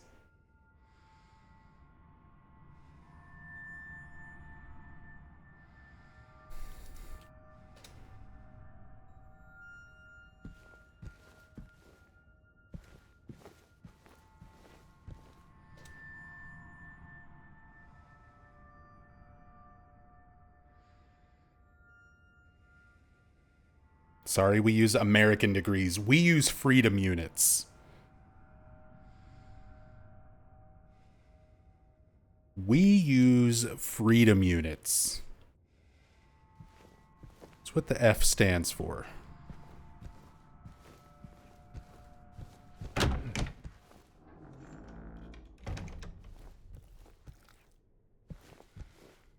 None of this Celsius nonsense. And don't even ask me who the hell Kelvin is. Freedom units. 202.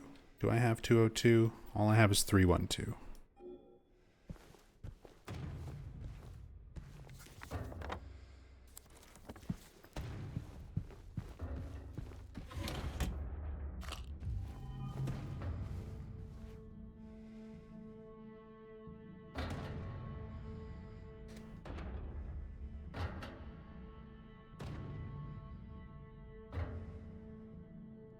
Classic Lakeview?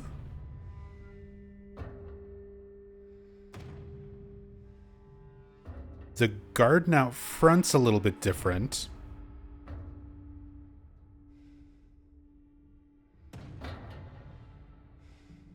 Because you don't have the fountains We never see the front of Lakeview, do we? In the OG? Yeah, you do. Like, I mean, you walk up to it, you have the two fountains where you get the mermaid music box. But this looks like the OG Lakeview.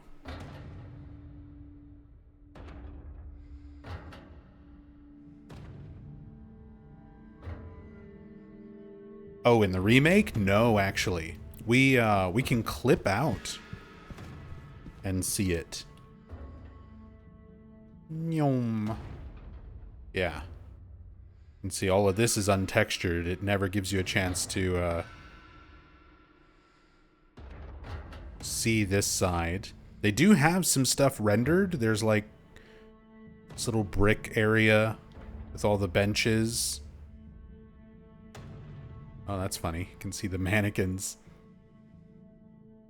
But yeah, it doesn't actually let you go out here in the remake.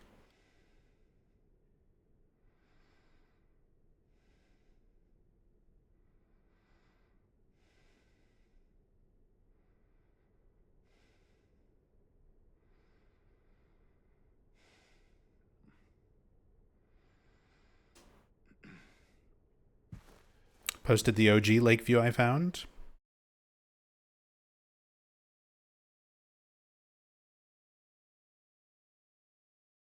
That's her. Let me download that, and we'll just put it on screen to compare. Thank you for that, Oleander.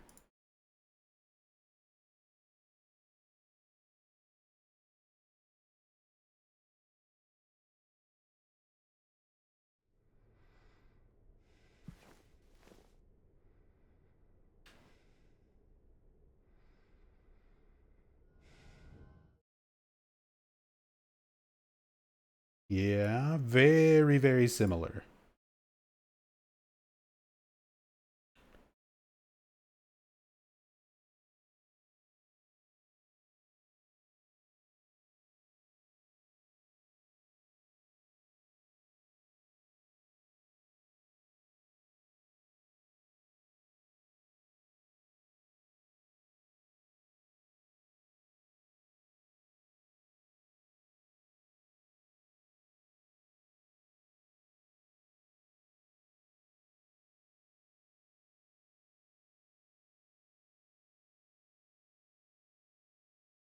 Not exact, but extremely reminiscent of the original Lakeview.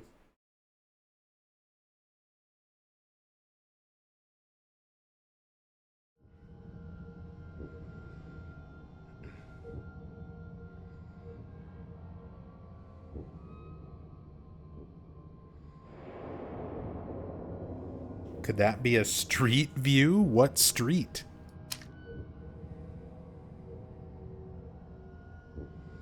That's Toluca. Nathan Avenue? Oh, like the back end of it from Nathan. I mean, I guess I see what you mean. The front of the building would be facing Nathan Avenue. We row up to the back of the building from the side of the lake, the side of Toluca. So this would be like the front of it that's actually facing Nathan Avenue. But is this water?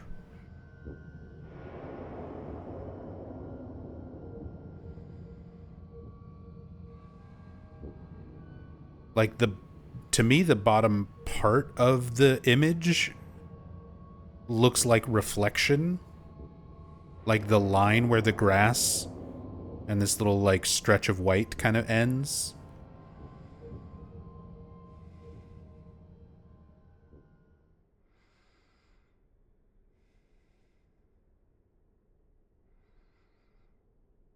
Who's up there on the roof? I don't know. Definitely a little reference, though. A little reference to the OG appearance of the lake view. Cool little Easter egg. Really? I already killed you.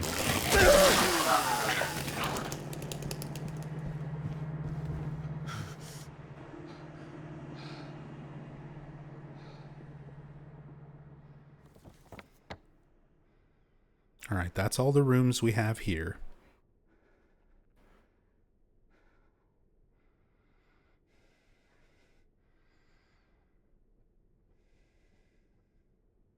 Oh, I like how James changes his symbols on the map.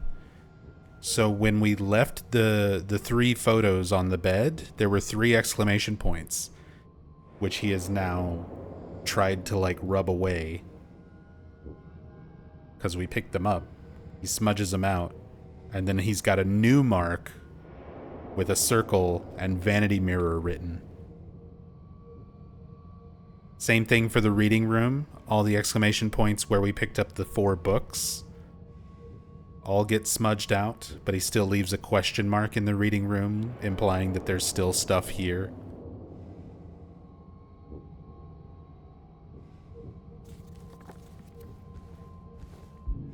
Good stuff.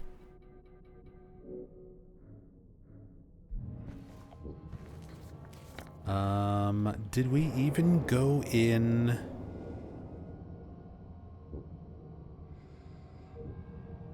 No, that's 202. We went in 201. That's got the little table and the Celsius thermostats. 202 is the mirror puzzle room, which we don't have the actual key to yet. And I'm trying my best not to just sequence break my way through this whole part. As much fun as it can be.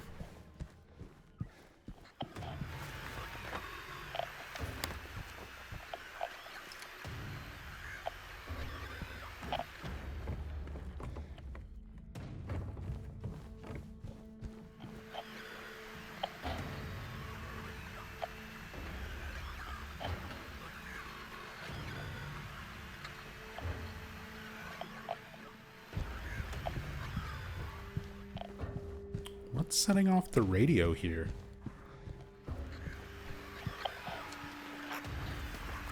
Oh, it's the thing in 207. Gotcha. You.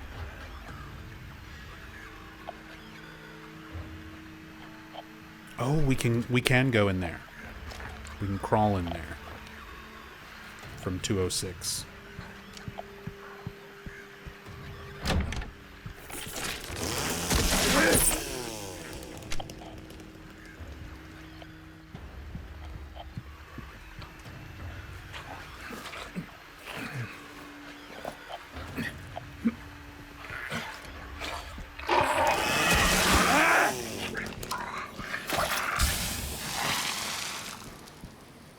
Gross.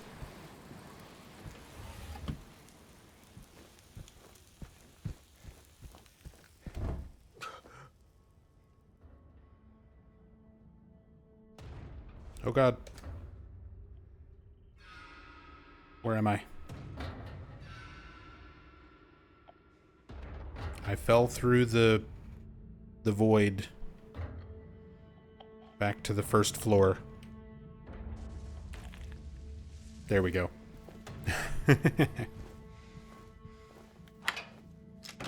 Bathroom teleport real? Yeah, there we go. That's our preview of the Silent Hill 1 bathroom teleport.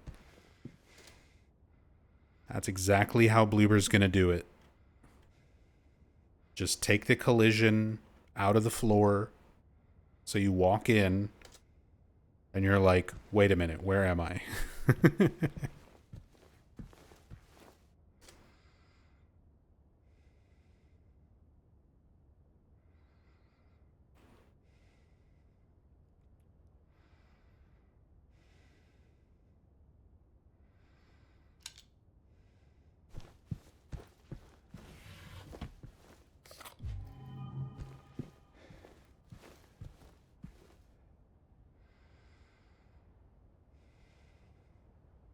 What a terrible room layout. Hope you don't need to get into most of these drawers.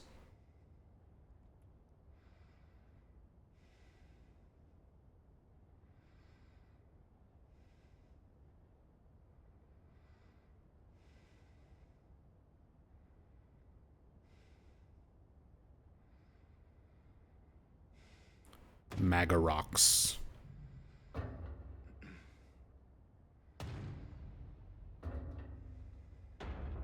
Instead of Magnavox. Cheap ass hotel. They're knockoff TVs.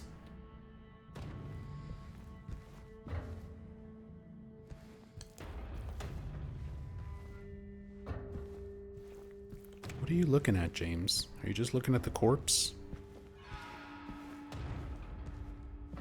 His head keeps snapping over there. I guess he's looking at the corpse. Probably because it's one of the ones that'll get back up.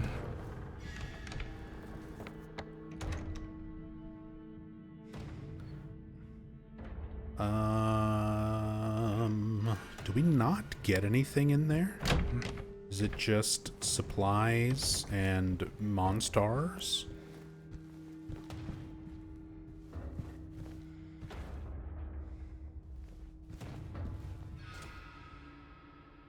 Oh yeah, and the Minecraft castle painting.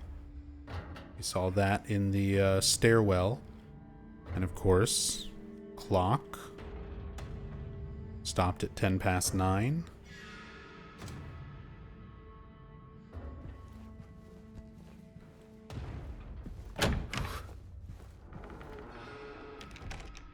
Ragnarox is a YouTuber who's done Silent Hill dissections and Monster of the Week stuff. Yep.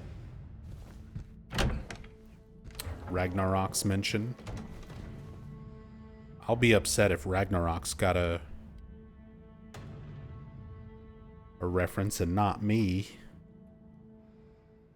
Although we did find the texture that looked like it says nub.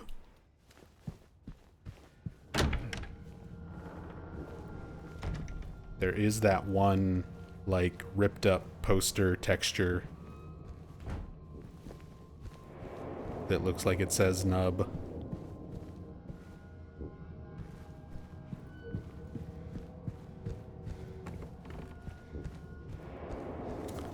Okay. I think that's everything over here.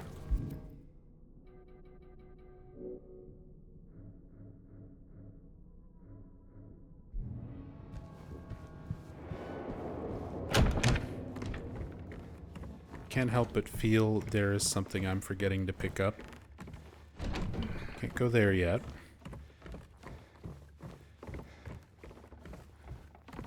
We don't have the appearance of the hotel changing yet. We've been through there. There's a door we didn't look at.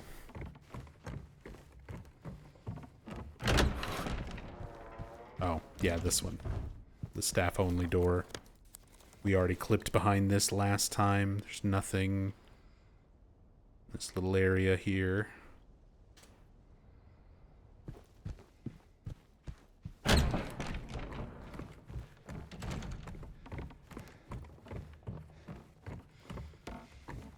Yeah, here's the doors that theoretically would go out to the actual front of the building. It's facing Nathan Avenue. Which just doesn't exist here.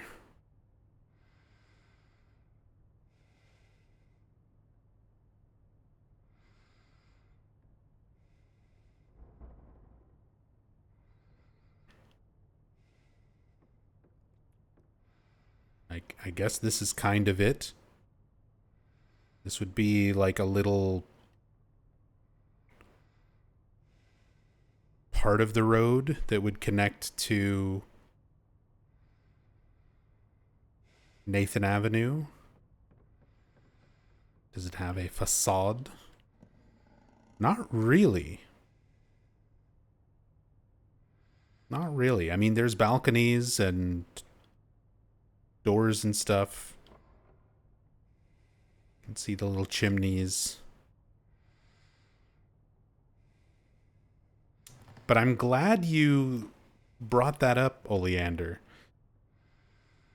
That was honestly something I never really considered. That this should be the actual front of the hotel. The part that we enter from is the back. The part facing the lake. Most people are not going to show up here by boat. You're going to drive up from Nathan Avenue.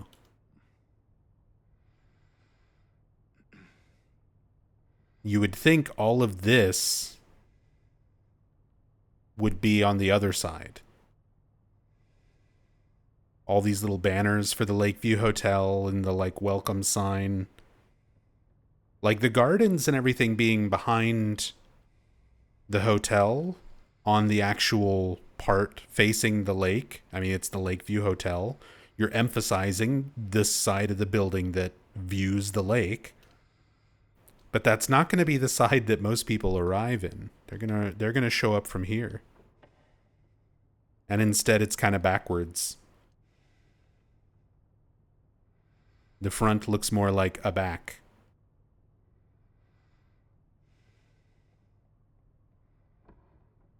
Granted, we're not really seeing the actual hotel.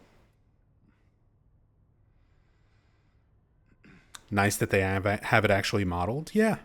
The fact that there's like a gate and an area, just kind of this side of the building in general, even visible. You never come out here. You're never in a position to see any of this normally.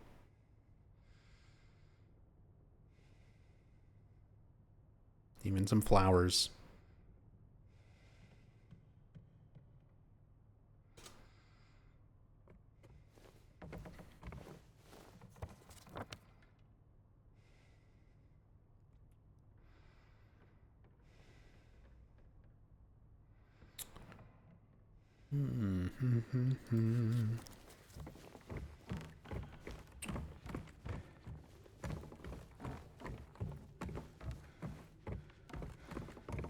So what did I forget?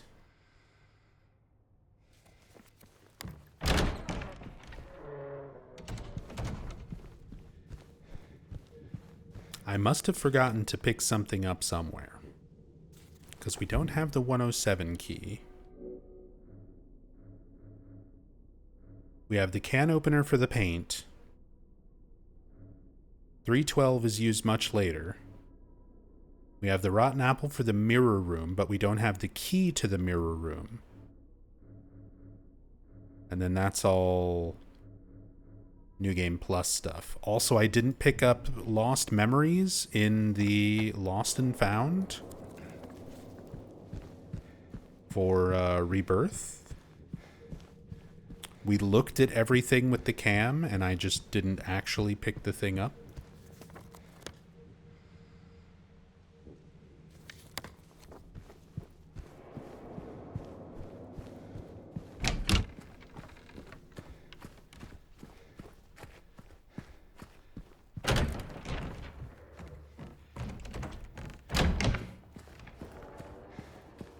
Give me this.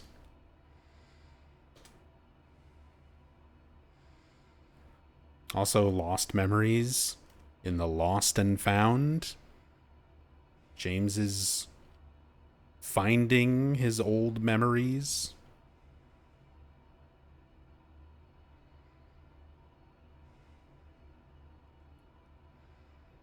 Not feeling fancy about it. No, no.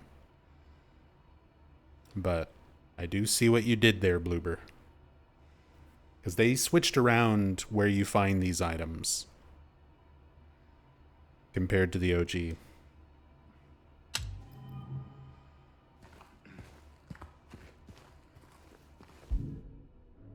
Lost Memories, Obsidian Goblet, White Chrism, Crimson Ceremony. I should have made a save.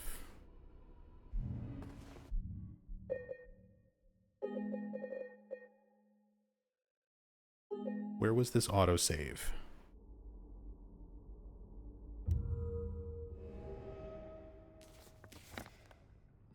Before picking up the photos.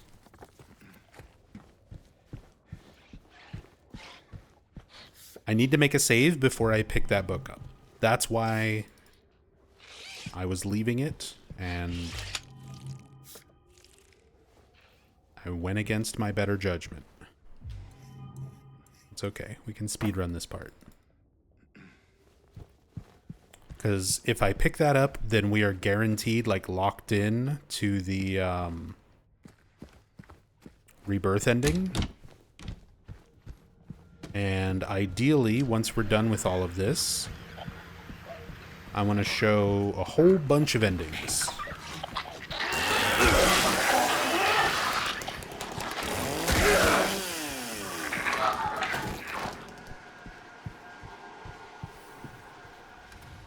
As many endings as I can show. Which means I'm gonna need to not pick that book up until the very last possible moment.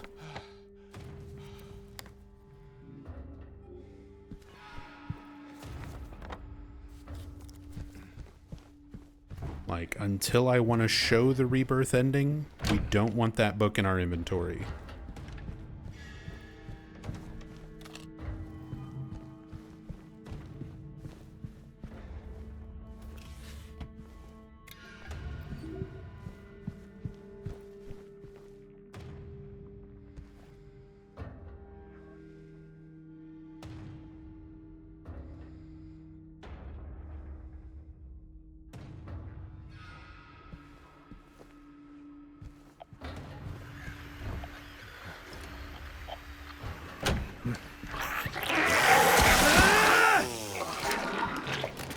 Oh, painting we didn't really look at either. Censored for YouTube. I could probably show this. It's classical artwork for the purpose of education. I'm assuming this is an actual classical painting. Let me try to reverse image search this one.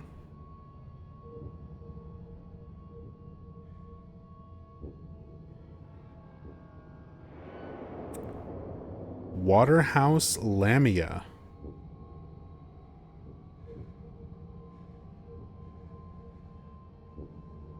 John William Waterhouse Miranda and the Tempest, 1916.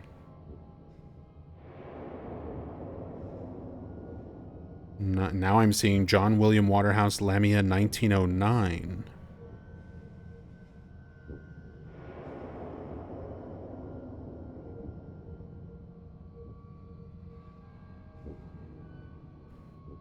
Lamia.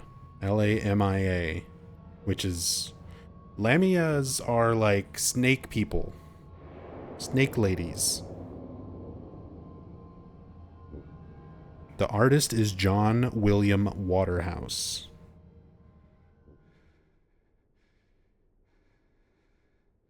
Let's see.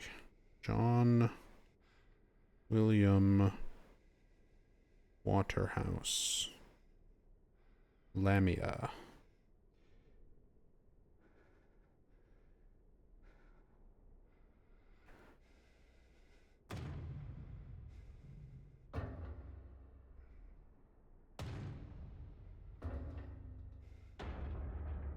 Waterhouse's Lamia reflects women's struggle for power through the image of female body in metamorphosis,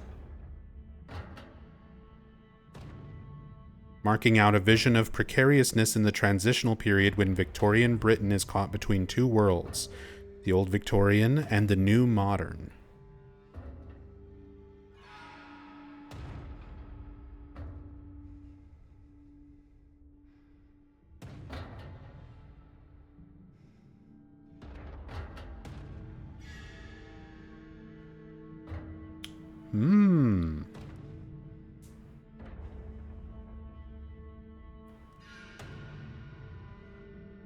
Transforming the women's body, you say?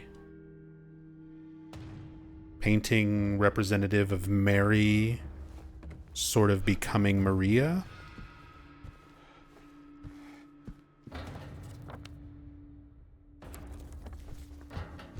Feels thematic, appropriate. And there's Brookhaven, there's Lakeview Hotel. It's getting too hot, my brain's boiling.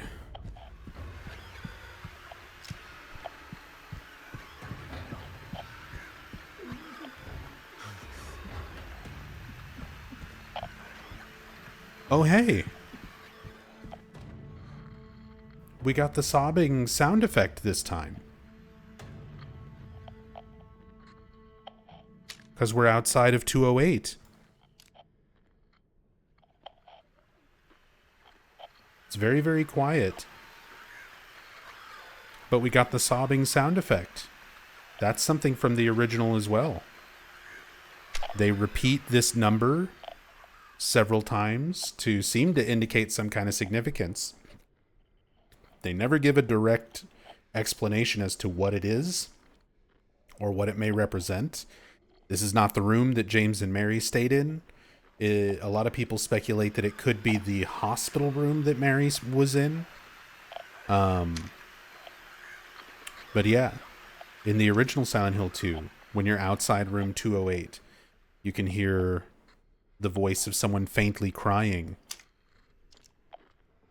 And I just heard it here as well. I'm pretty sure that didn't happen just before loading that save.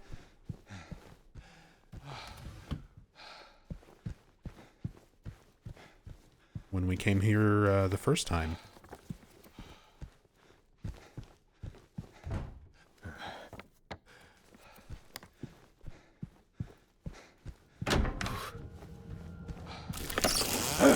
Nice.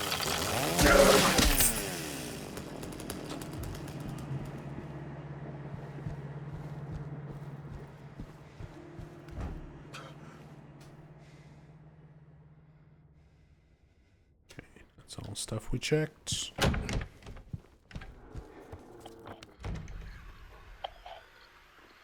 So that was everything on this side. The vanity mirror. Can't go up there. Can't go through here. Make sure we got everything important out of here.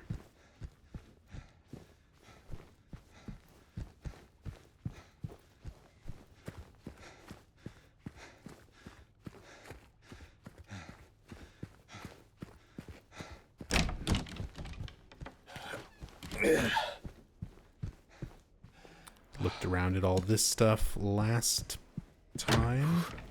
Here's where I haven't been yet. Mannequin room. The wind jump scare mannequin room. I started to go this way and then went to check everything else first.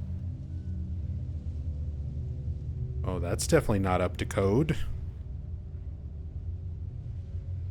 Shouldn't be using a fireplace that has nowhere for the smoke or fire to ventilate.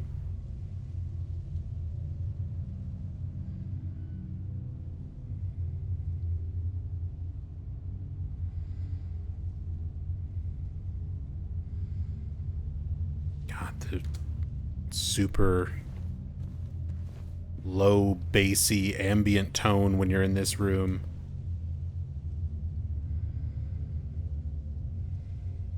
Also,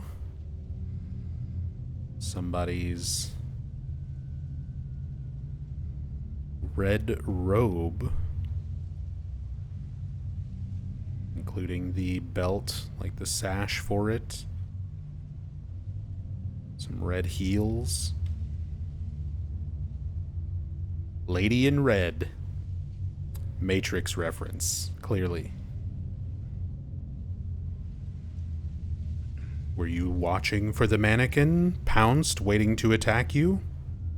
Or were you too busy focusing on the woman in the red dress?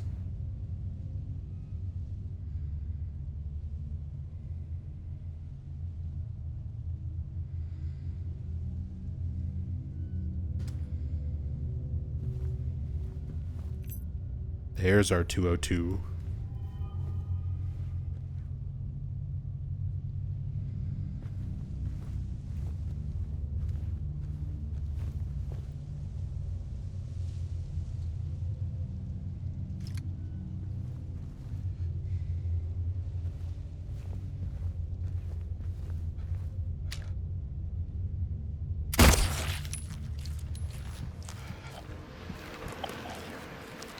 Look at him. You're so silly. Ow.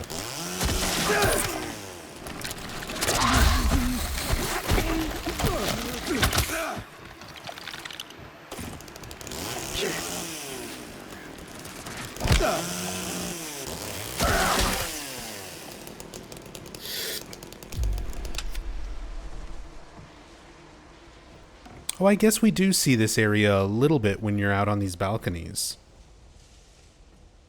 Which is why this is all rendered.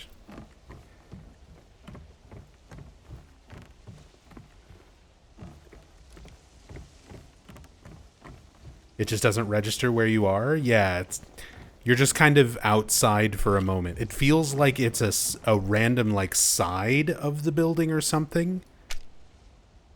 It doesn't really click that this is, like, the front.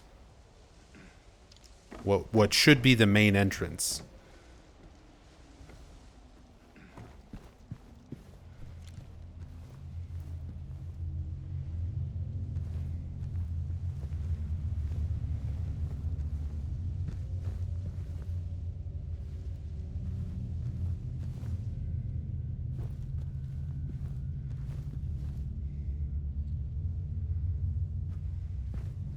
Would you ever try out the fogless mod?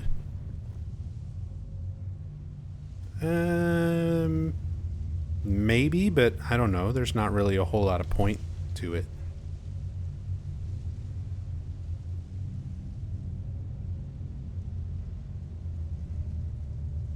Of course, all the mannequins. We've been seeing them since Woodside Apartments. They're literally Maria/Mary's face. Those are Salome Gunner's daughter's facial features.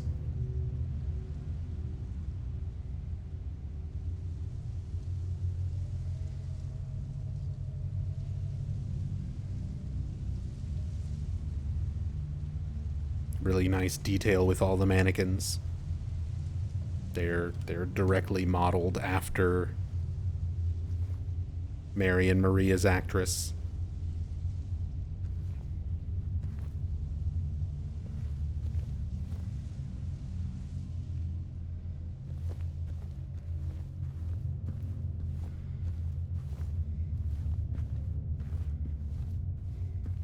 Well, hello there.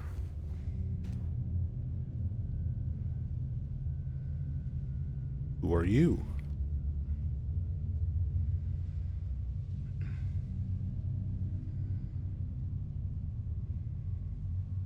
Proprietor of the Lakeview Hotel. And Mr. Lakeview himself. Looks vaguely like one of the wardens in one of the portraits we saw in the prison. Because I remember pointing out the sweet chops. The sweet mutton chops. Because my good friend Hirimi used to have his own set of sweet chops.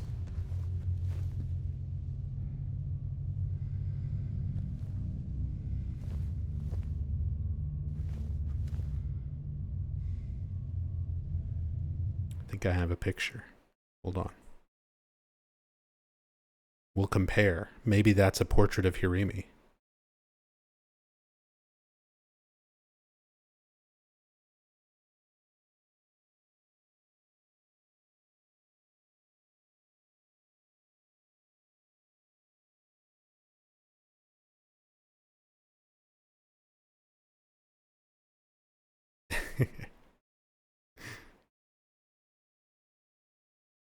Here, let me bring back this image.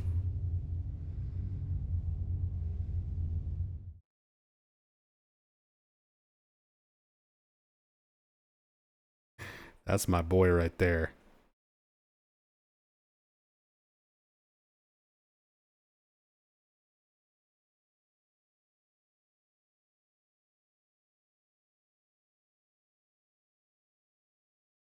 Mr. Hirimi Lakeview. Spitting image. Just look at those sweet chops. Also, that's me playing guitar, by the way. And another friend of ours on drums. Back in the days when we were musicians.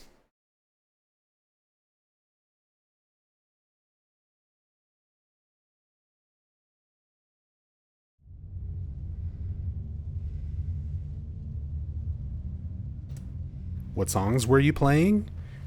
Funny enough, we actually did a few Silent Hill song covers. We would play Theme of Laura and stuff like that at open mics and things around Austin. We mostly played covers. We did covers of some Silent Hill songs. We did covers of a Japanese band that we really like that was big influential to us called The Pillows. A lot of people know The Pillows through the anime Fulikuli, FLCL. So we played a lot of Pillows songs. We did some Tenacious D songs.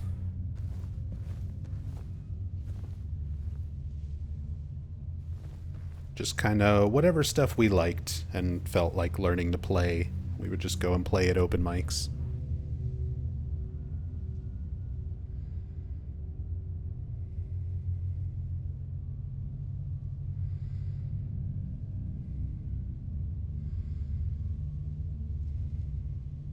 Did you see the horrible Fooly Cooly continuation? I like to pretend it doesn't exist. There is soundtracks for it at least, which is more good Pillows music.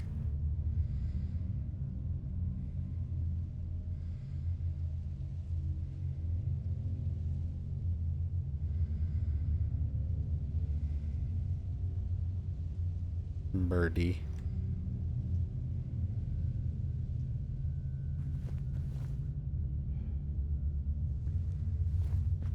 Although I can tell from that picture, that photo of us, just based on our facial expressions, what song we were covering when that photo was taken.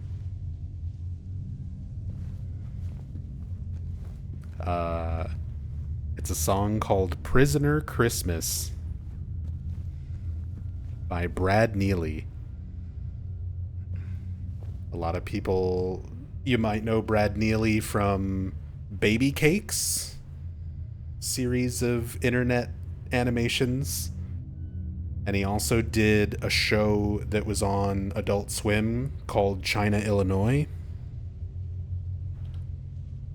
China, Illinois, China, Illinois. China, Illinois, China, Illinois. China, Illinois, Illinois. But yeah, Prisoner Christmas by Brad Neely, Baby Cakes. Look it up. We were doing a cover of that. And I know that's what we were playing, just based on our facial expressions.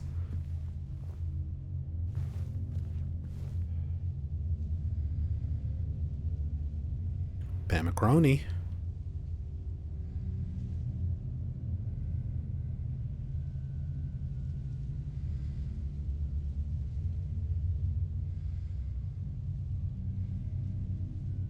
See, I mentioned you gotta screw in a little box to the back of your TV with prongs earlier.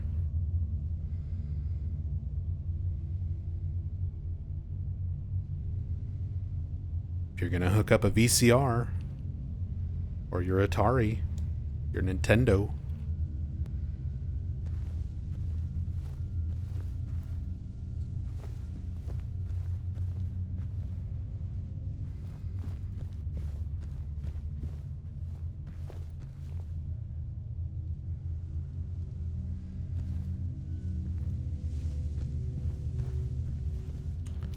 Actually, I do want to look at something here.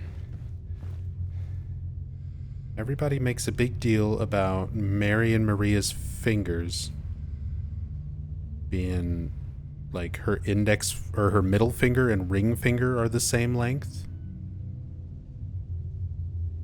Doesn't seem to be the case for the mannequin hands, though.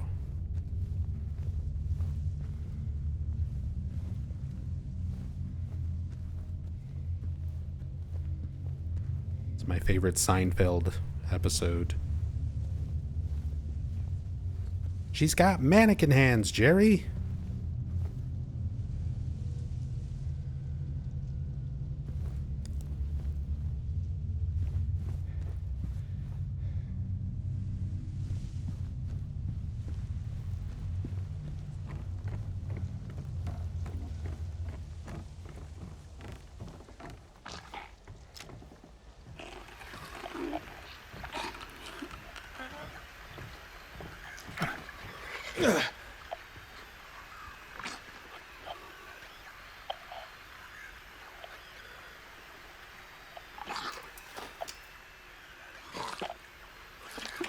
We've been spotted. Maybe she'll leave us alone.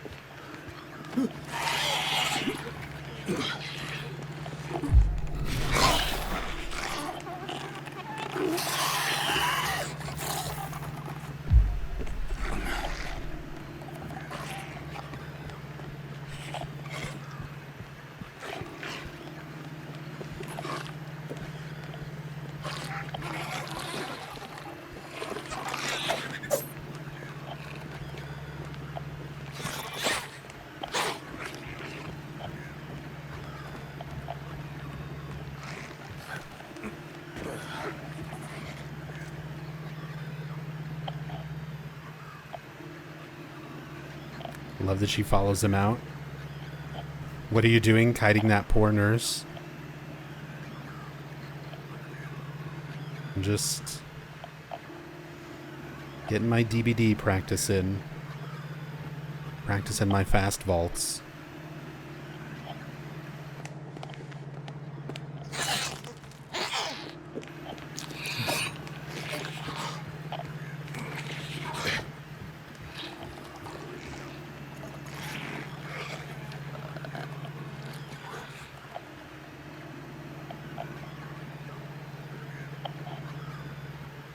Insomniac. She drops astral rings. Don't do that. Don't say things like that.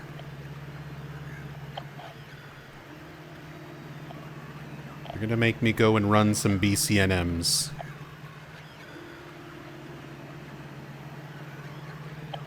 I don't even need astral rings.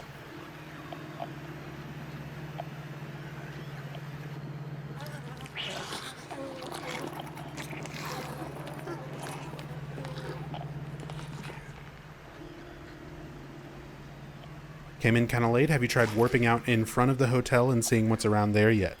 We have. We have. Oh, she's gone back to her starting position. Yeah, this right now is the front of the hotel.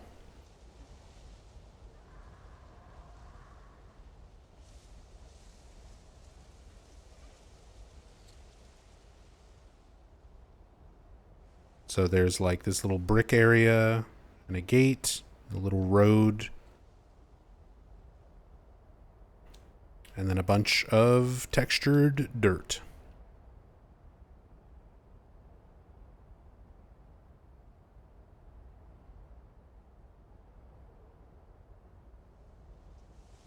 Yeah, I love the floating door there.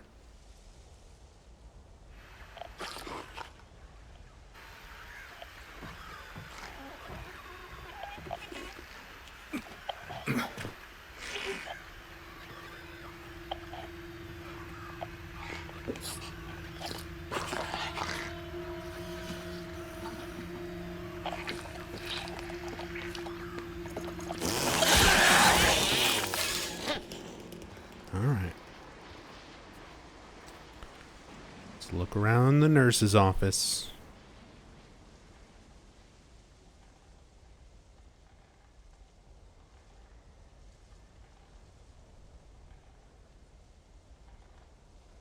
Same kind of tray of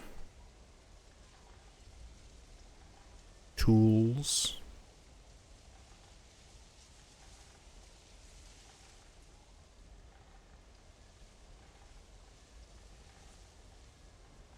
Art, 1932, Brookhaven.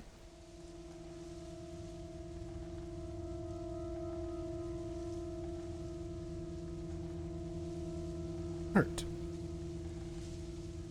It sure is.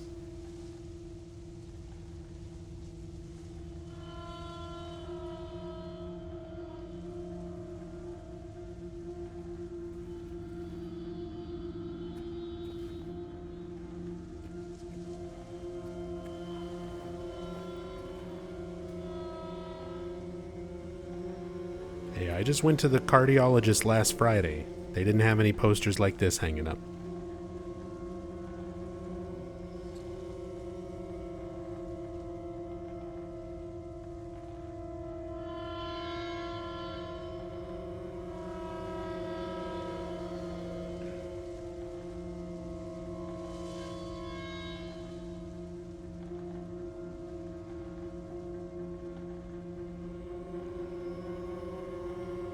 Pars 2. We've seen this book in a few different places already. Medical Dictionary. A lot of the same assets from Brookhaven. Same filing cabinets.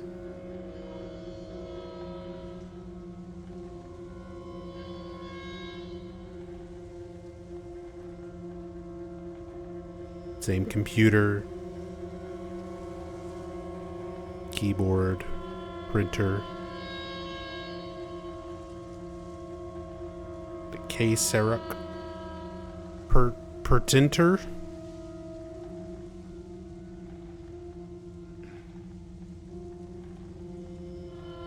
105C, Hospital something, ST10.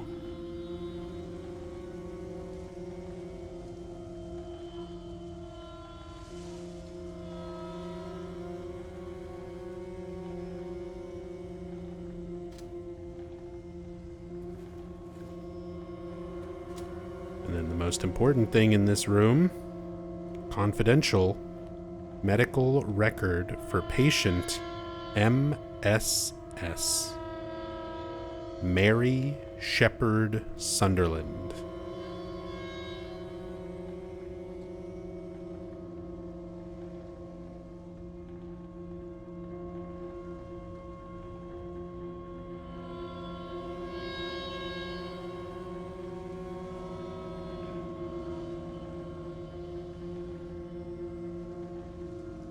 This one's not being coy or ambiguous or anything like a lot of the other Brookhaven patient files and things like that.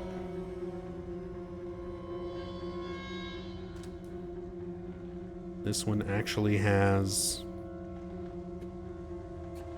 Mary's initials. This is the stand-in for the medical scene in the OG. I mean, that's pretty weak if that is the case.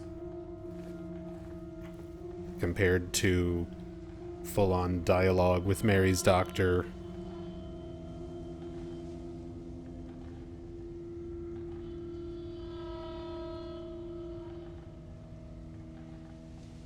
I'm still not entirely sure why they didn't include that in the remake.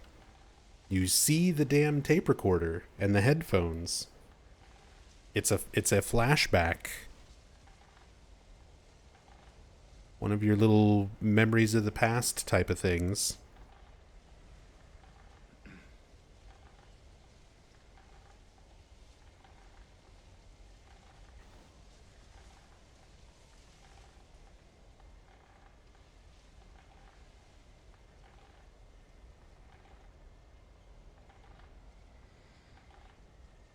Torso Interior Anatomy, 1932, Brookhaven.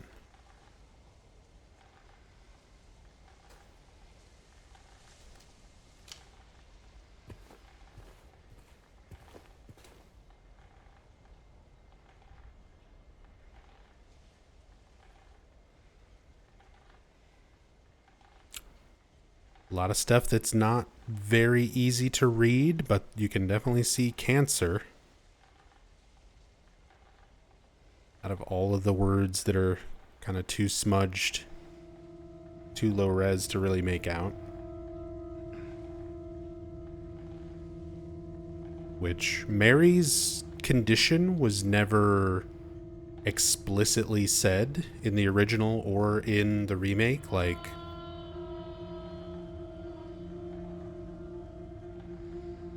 it's just that damn disease. But a lot of people have speculated it was some form of cancer.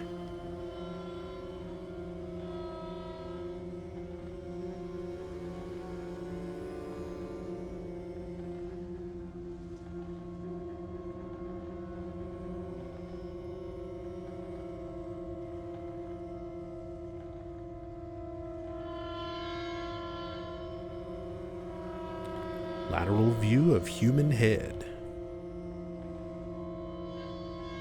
Lateral view of human head, 1932 Brookhaven. With little red, bloody looking spots on it.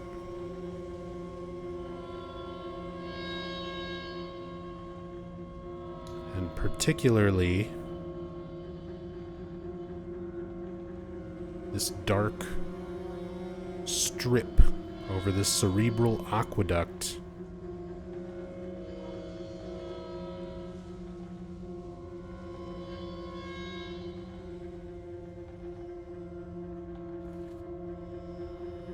I assume she contracted something from Toluca Lake itself, a waterborne disease of some kind. No, didn't you guys play Book of Memories on the Vita? A college student coughed on her, or sneezed on her.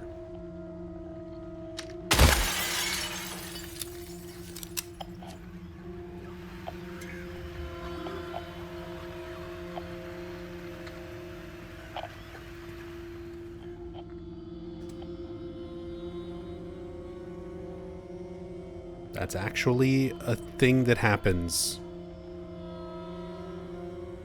in the Book of Memories joke ending.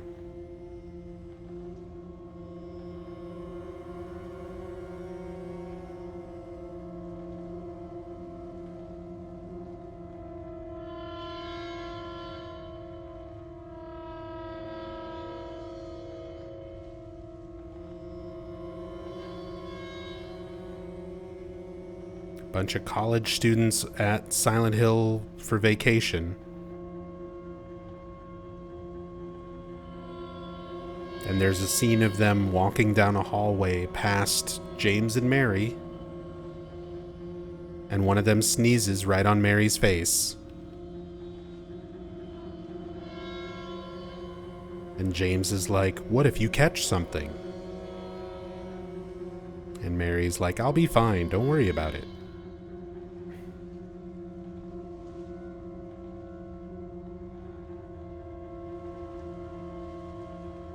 Same lab coat and nurse's outfit, stuff that you find in Brookhaven. I think other than the MSS patient folder, nothing new or unique in any of these assets. It's all just reused stuff from Brookhaven.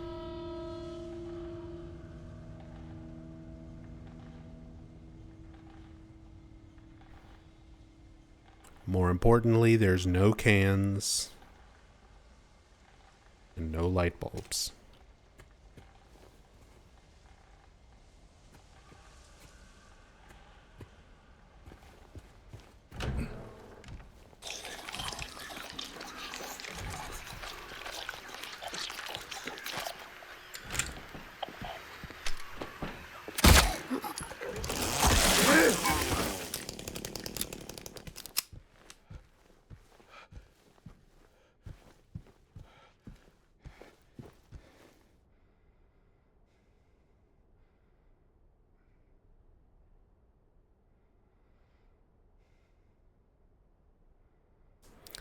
Yami.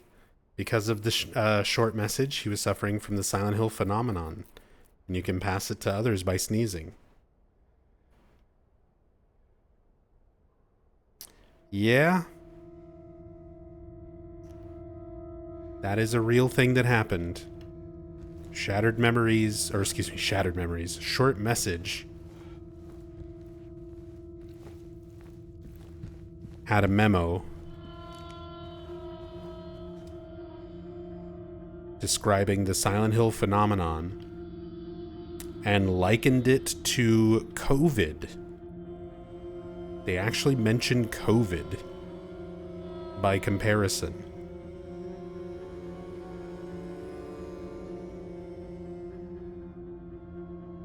In that it has mostly psychological symptoms that can spread from person to person.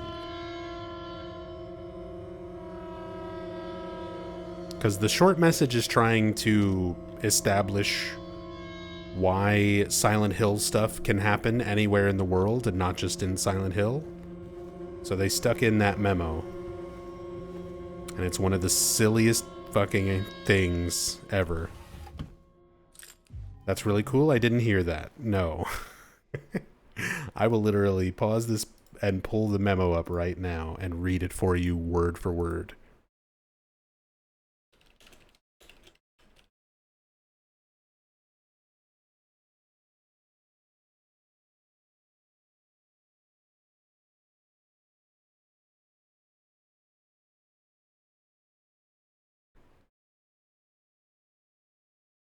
Notes.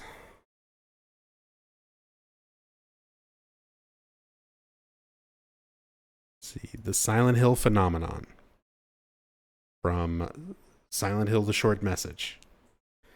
The Silent Hill phenomenon.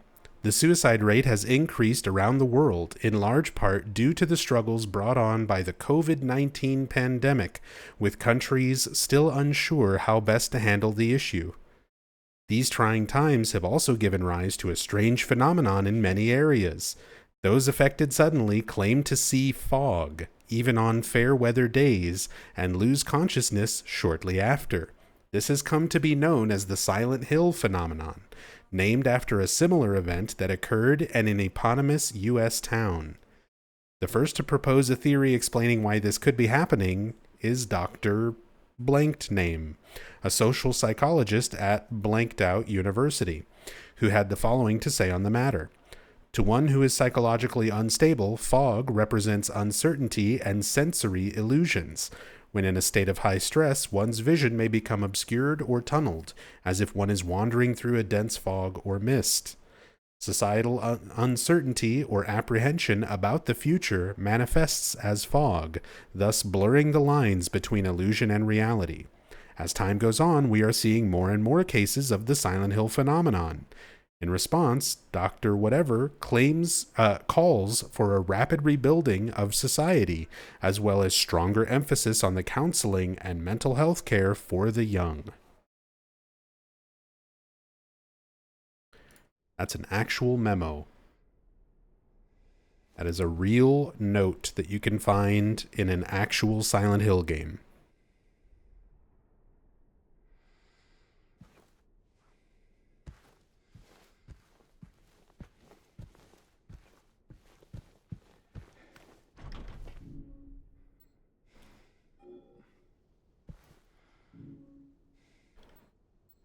Employee elevator key.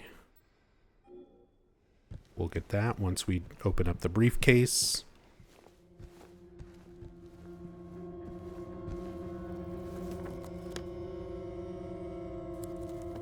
Now we've got a bunch of other places to look around. Another clock at 10 past 9 and 15 seconds. Bronze deer statue, we've seen that in several places. Confused mannequin who just wants to hide. Okay.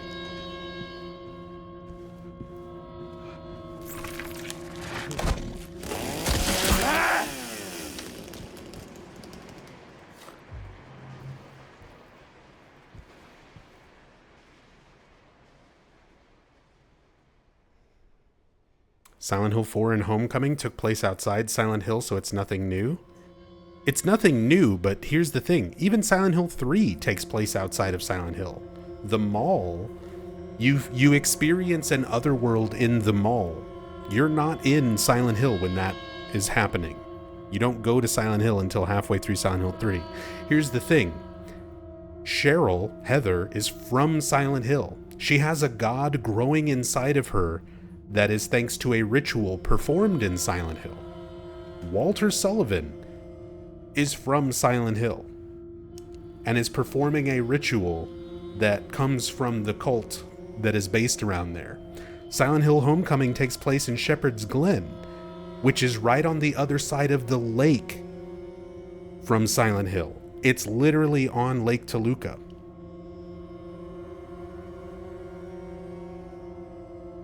It shouldn't bother people? I disagree. Those games gave reasons for why Silent Hill could be experienced outside of the town. There were things connecting them to the town. Short Message didn't have that. There was nothing tying it to the town other than a flimsy Silent Hill phenomenon note. Nobody was from there. Nobody had been there. It's never mentioned outside of that singular note. Silent Hill Ascension, same thing. Silent Hill is in the title, and it's never mentioned in the story or from the characters at all. Nobody's from there. Nobody's doing rituals that originate from there. It's a completely different cult. So, like, those things had absolutely nothing to do with Silent Hill. Now, with that said, like, I'm not one of those people who's, like, shitting on Silent Hill F for taking place in Japan. I just hope that they don't do what those things did, where there's no reason for it to be happening. Like, if it doesn't at least have some sort of connection. That there's a cult that exists in Japan that eventually goes to Silent Hill and becomes the Order, since it takes place in the 60s, like well before Silent Hill 1. There's got to be a character that connects it. There's got to be a ritual that connects it. There's got to be something there to connect it to Silent Hill. Like, it can't just be, here's a bunch of people experiencing their own personal trauma, purgatory, otherworld without any kind of connecting fiber. Because at that point, it is Silent Hill in name only. Like, other than the title of the game, there is no connection. That stuff you can absolutely have a problem with. Again, I'm not, as a huge fan of this series, I'm not saying I have a problem with games taking place outside of the town. There's plenty of examples of that happening in the series already. There needs to be a reason. There needs to be some sort of meaningful connection as to why. Not a throwaway note, or nothing at all in the case of Ascension.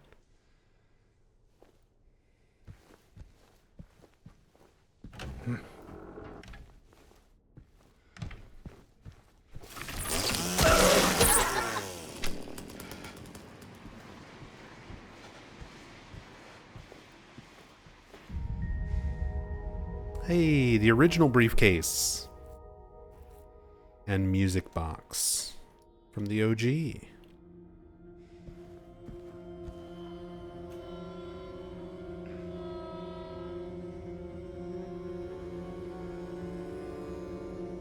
The Cinderella music box, along with a glass slipper.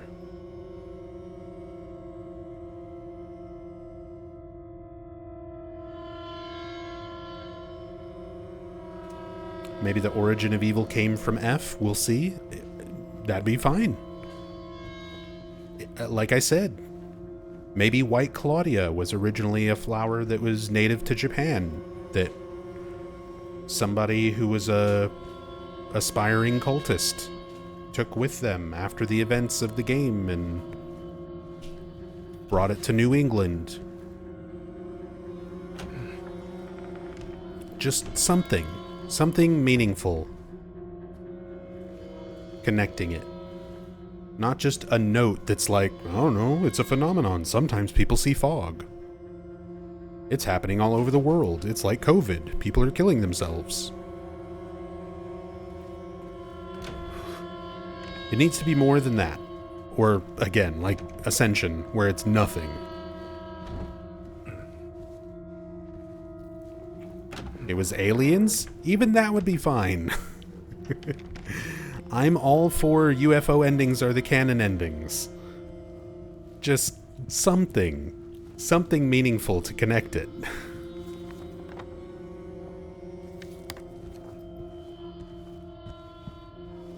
I'm a huge fan of the UFO endings being the canon endings.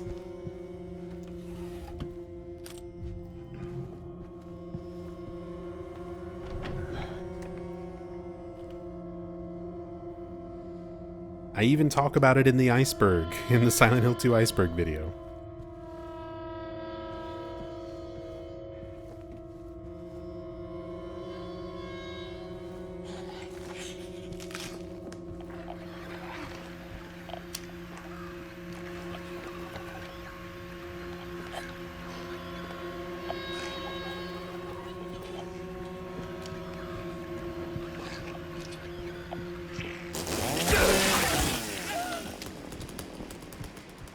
Isn't that type of dog originally from Japan? Yes, along with the people who made the game.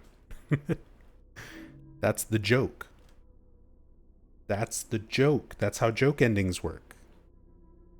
It's a Shiba Inu, a Japanese breed of dog, a Japanese development team. They even got Guy Sihi, an American actor, to speak Japanese.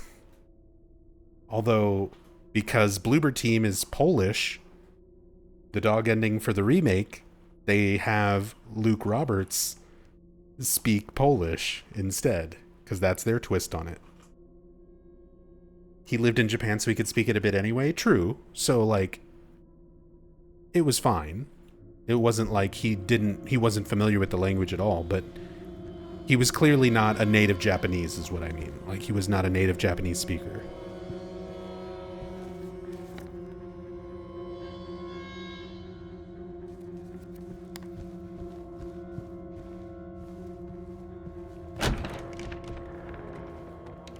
The dog ending is in Polish? You're not shitting me? No, the dog ending for Remake is in Polish.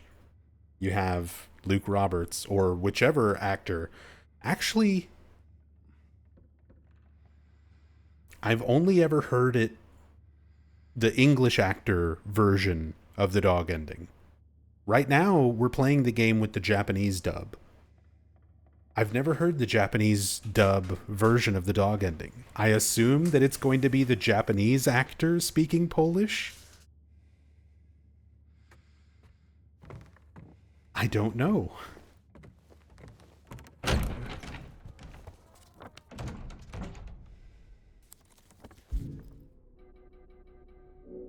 But if you're playing the English dub, it's Luke Roberts speaking Polish. 202. Yeah, now we can go do the mirror puzzle.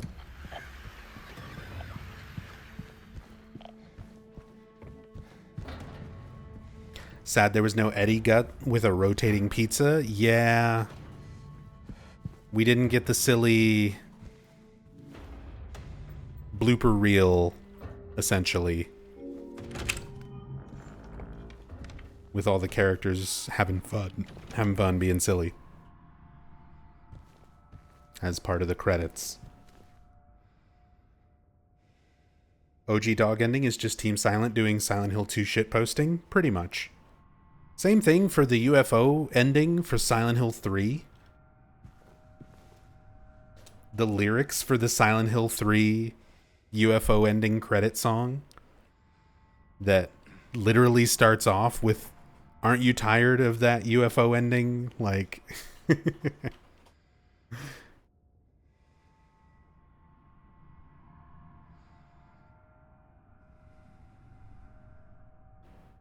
Silent Hiru no Uta.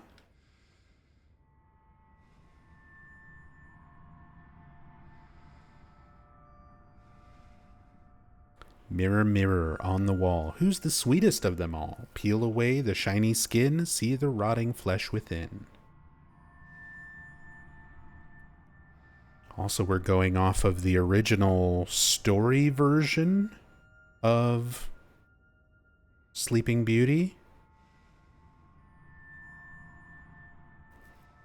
Not the adaptation. Not the Disney movie. This is one of those Mandela effect. Very popular Mandela effect topics. The phrase mirror, mirror, sorry, Snow White. The phrase mirror, mirror on the wall is not in the Disney movie.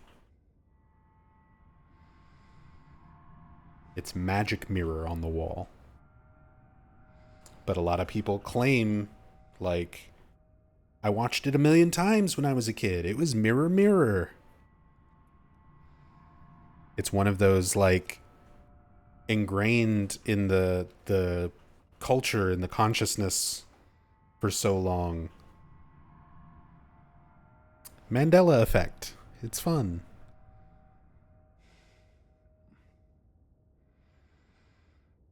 Hello, Clarice also isn't in Silence of the Lambs, and Darth Vader never says, Luke, I am your father.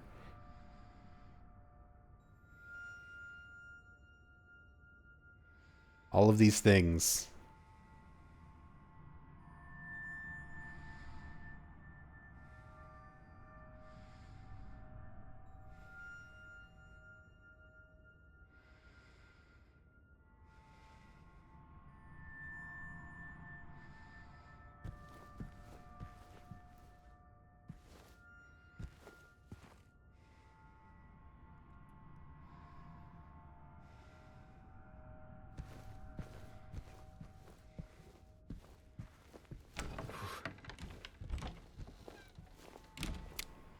Berenstein.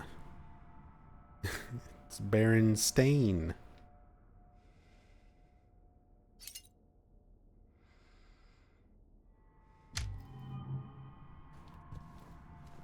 I feel like a lot of it was just like the pronunciation behind it. Like when I was a kid, we had those books, and I always heard it pronounced Berenstein Bears. Like, but the pronunciation doesn't always match the way it's written out. People, especially with like kids, will mispronounce things. Rachel and I had another one we were talking about the other day.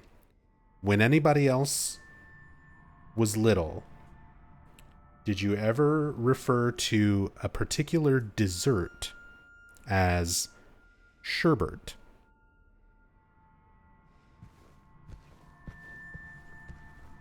Anybody else ever enjoy sherbet? It's sherbet.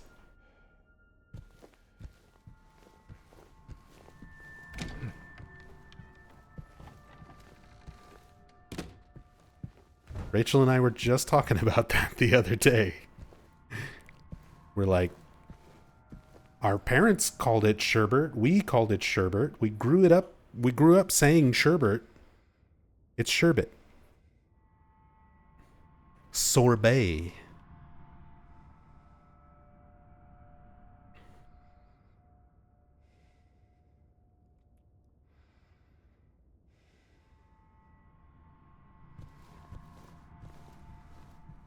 I know, sorbet is a whole different thing.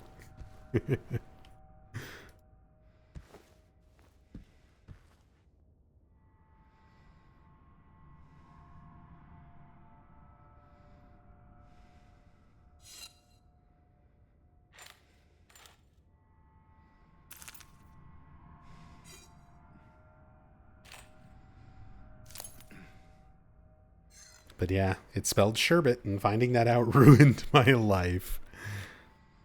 I'm sorry.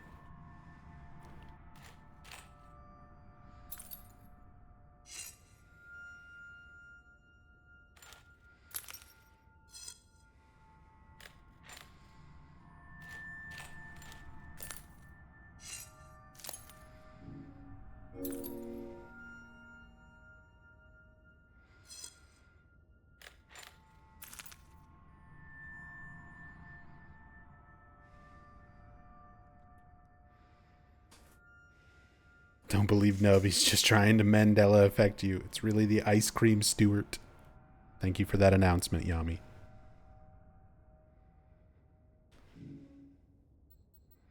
Okay, chat. Big decision time. Rotten apple or ripe apple? I'll put it to a vote.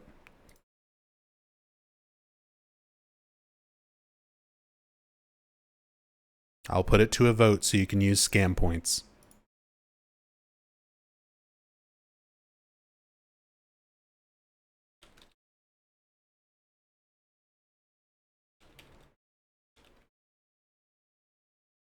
Additional votes.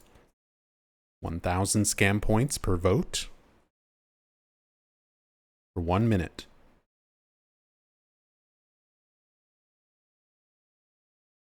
There you go. Place your votes. Rotten apple, ripe apple.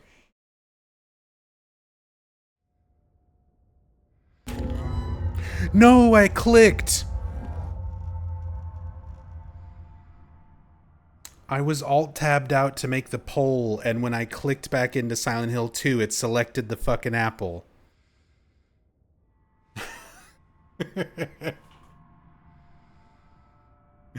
Last save? We'll load a save. Jesus. Get scammed. Get stick bugged. Hold on.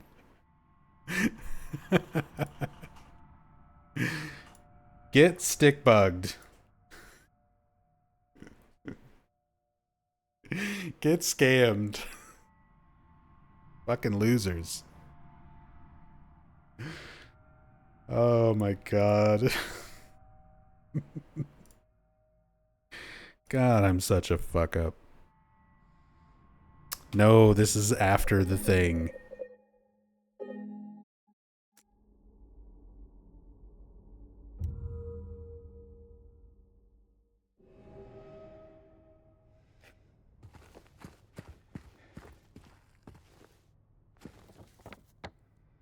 No, this is all the way back here.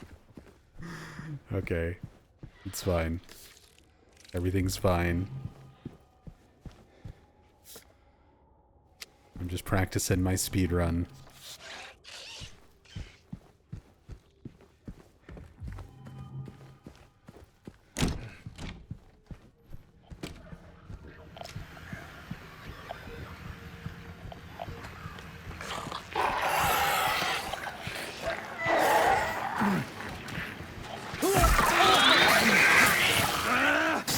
So funny.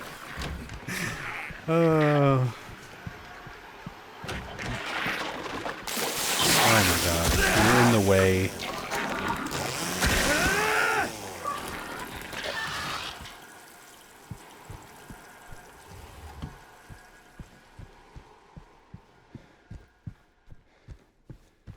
Anybody getting deja vu?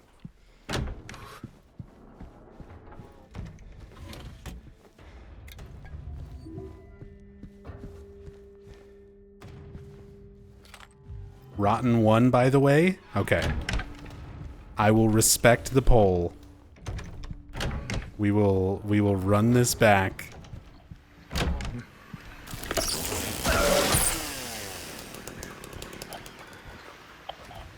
It's just the Mandela effect. He hasn't done this yet. Oh my god. Chat, please. Chat, please. Everyone's turning on me so quickly.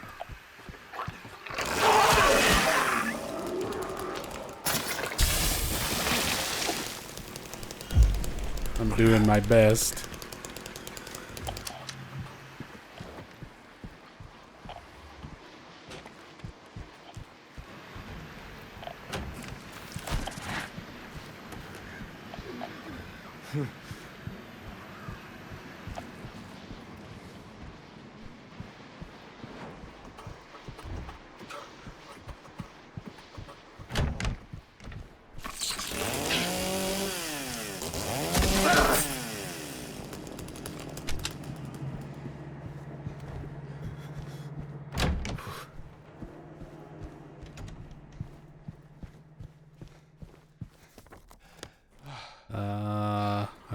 It's everything except for 202. We'll come back to 202 when we have the key. So, mannequin room. We need the apple.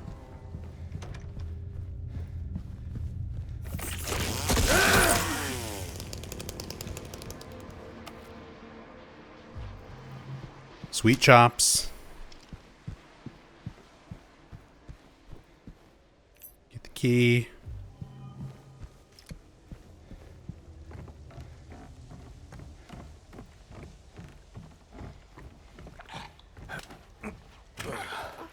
Mary's Shepherd Sunderland.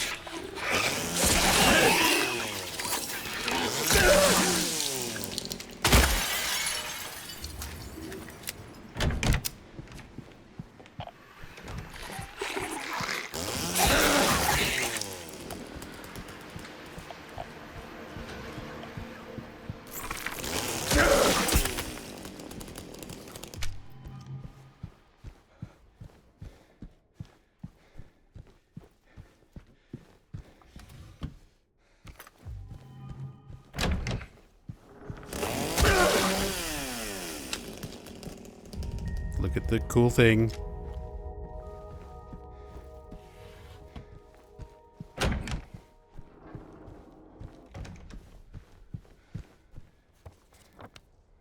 Uh, 213.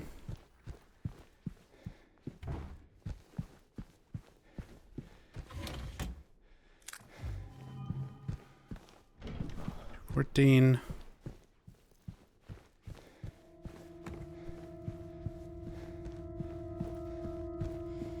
Employee elevator. Nurse. Okay. Open this. Now we can go do 202.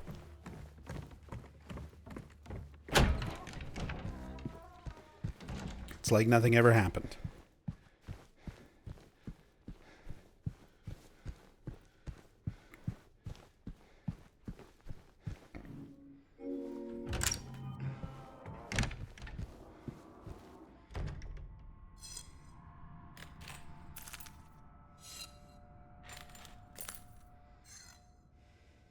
Shit, that's not right.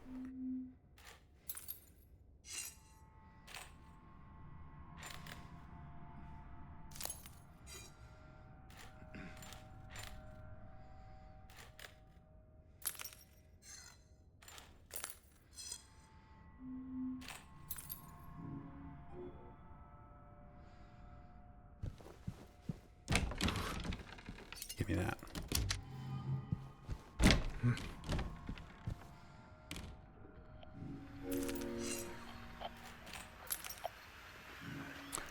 Rotten Apple won the vote. Thank you so much for using your scam points wisely to vote for the Rotten Apple, which is being chosen now.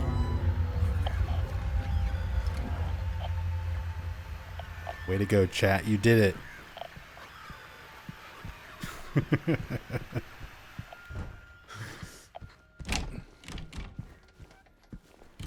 Nub's been practicing this puzzle off stream now. But I may have done it recently.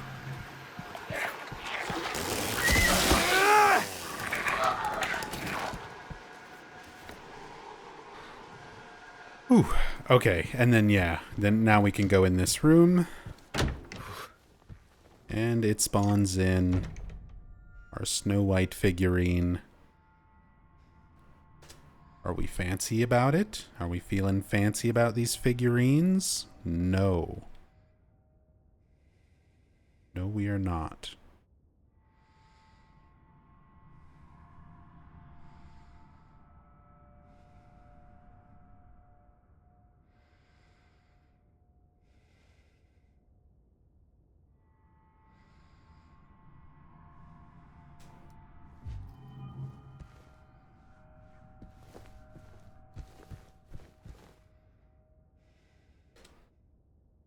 And it also spawns in some new stuff here.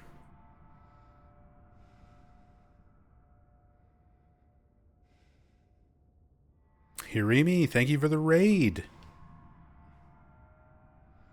It's Mr. Lakeview himself.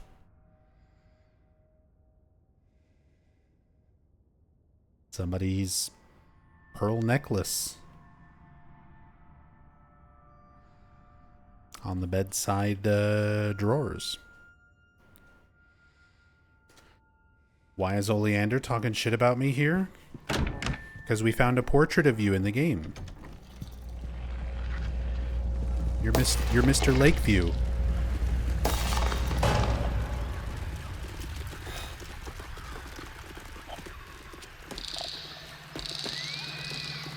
I'm getting stick bugged.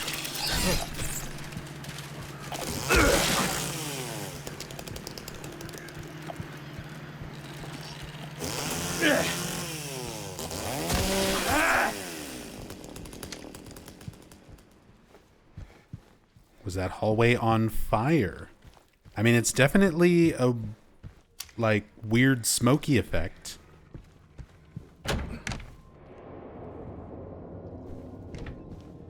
Kinda looks similar to fire.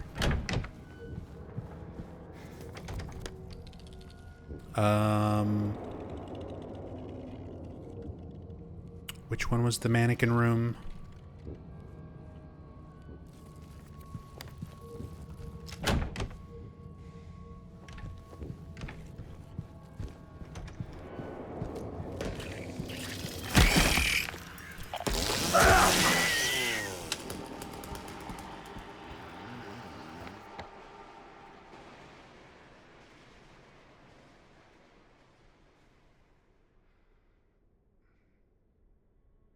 The ballroom? No, it's the hall next to the cloakroom.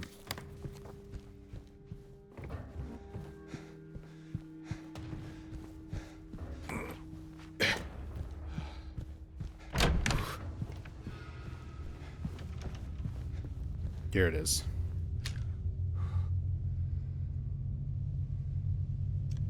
Mr. Lakeview himself. Because I was referencing back in the day when you had your sweet chops.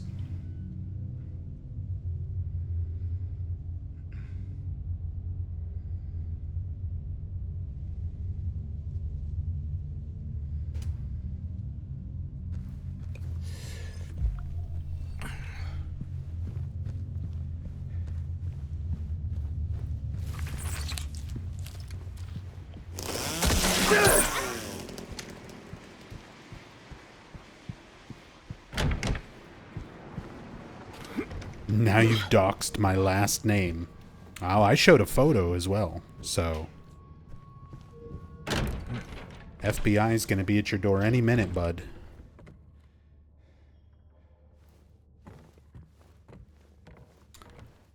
I do... Okay, so we get what looked like a fire smoke effect there with the mannequins coming out of the hallway. And now we are starting to see the hotel start to change. The wallpaper and everything is damaged. Pictures are ripped.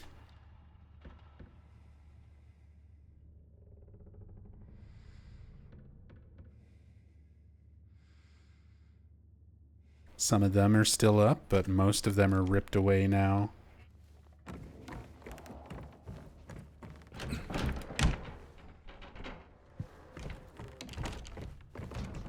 But before I screw something else up and have to speed run again, I'm going to make a save, and this is where I'm going to have to call it for tonight.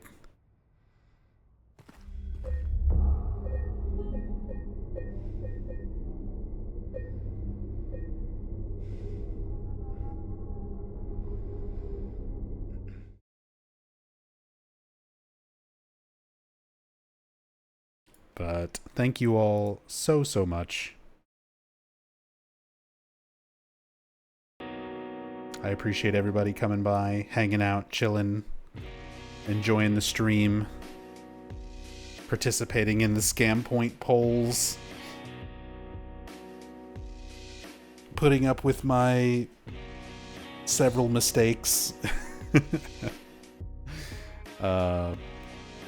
picking up a book that I shouldn't have picked up, placing down an apple that I shouldn't have placed. That's alright. I'm just doing my best. I'm not perfect. Still no light bulb. Still no canned light bulb. Very unfortunate. Had to bail out of my game because I accidentally threw a table into a place I couldn't reach it anymore. That sounds like you. Remember when you played Downpour? And you threw a chair you shouldn't have thrown? Accidentally?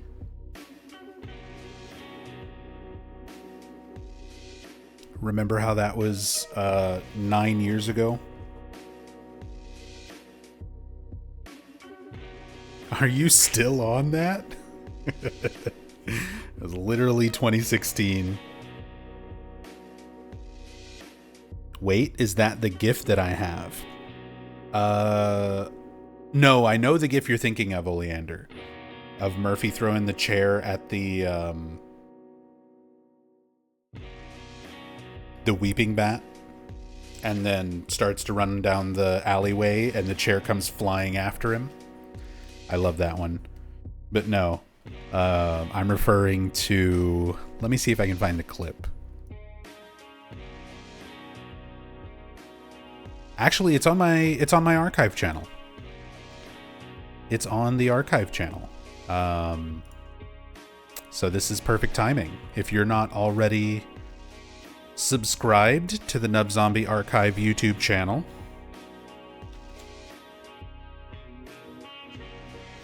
well then here is the best reason to go and do so.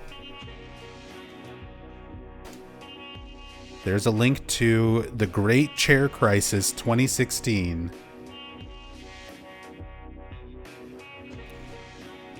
I was doing a playthrough of Silent Hill Downpour and attempting to keep a chair all the way through the entire playthrough. And we were like a couple hours into the game, and I had to go and use the bathroom. So I put Hirimi in charge. I was like, here you go, you can play. Just make sure not to throw the chair. Don't ruin the chair.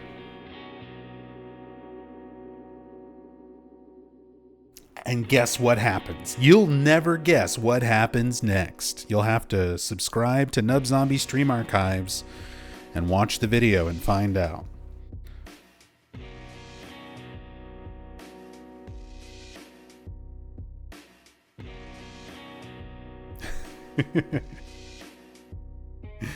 But yeah, go check it out. It was a great moment. We were laughing hysterically. And nothing happened. The chair survived, and Nub thanked me for being a good friend. That's true. That's true. That's exactly what happened. There's the main YouTube channel. If you're not already subscribed there, please go subscribe. It's free. It helps me out immensely. And there is also, of course, the Discord channel.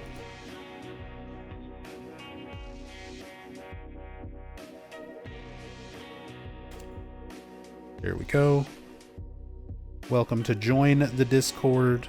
You don't have to be subscribed or anything like that. We share Silent Hill information and discussion. Thank you for posting that Downpour GIF in there as well, Oleander. I said that's one of my favorites. Although I've got a pretty funny clip from Downpour back in the day of killing a weeping bat with a chair, yelling, "Have a seat." We got a lot of good clips. I've been playing Silent Hill on my channel for like over a decade now. We've had a lot of good times playing these games.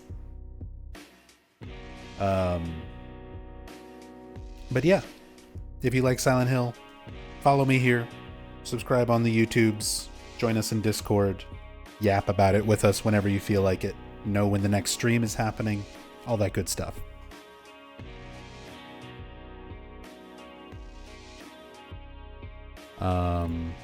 What else? What else? Get stick bugged.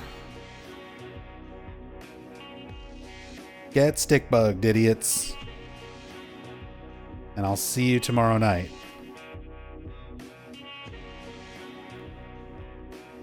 Be good to each other. Much love. Peace.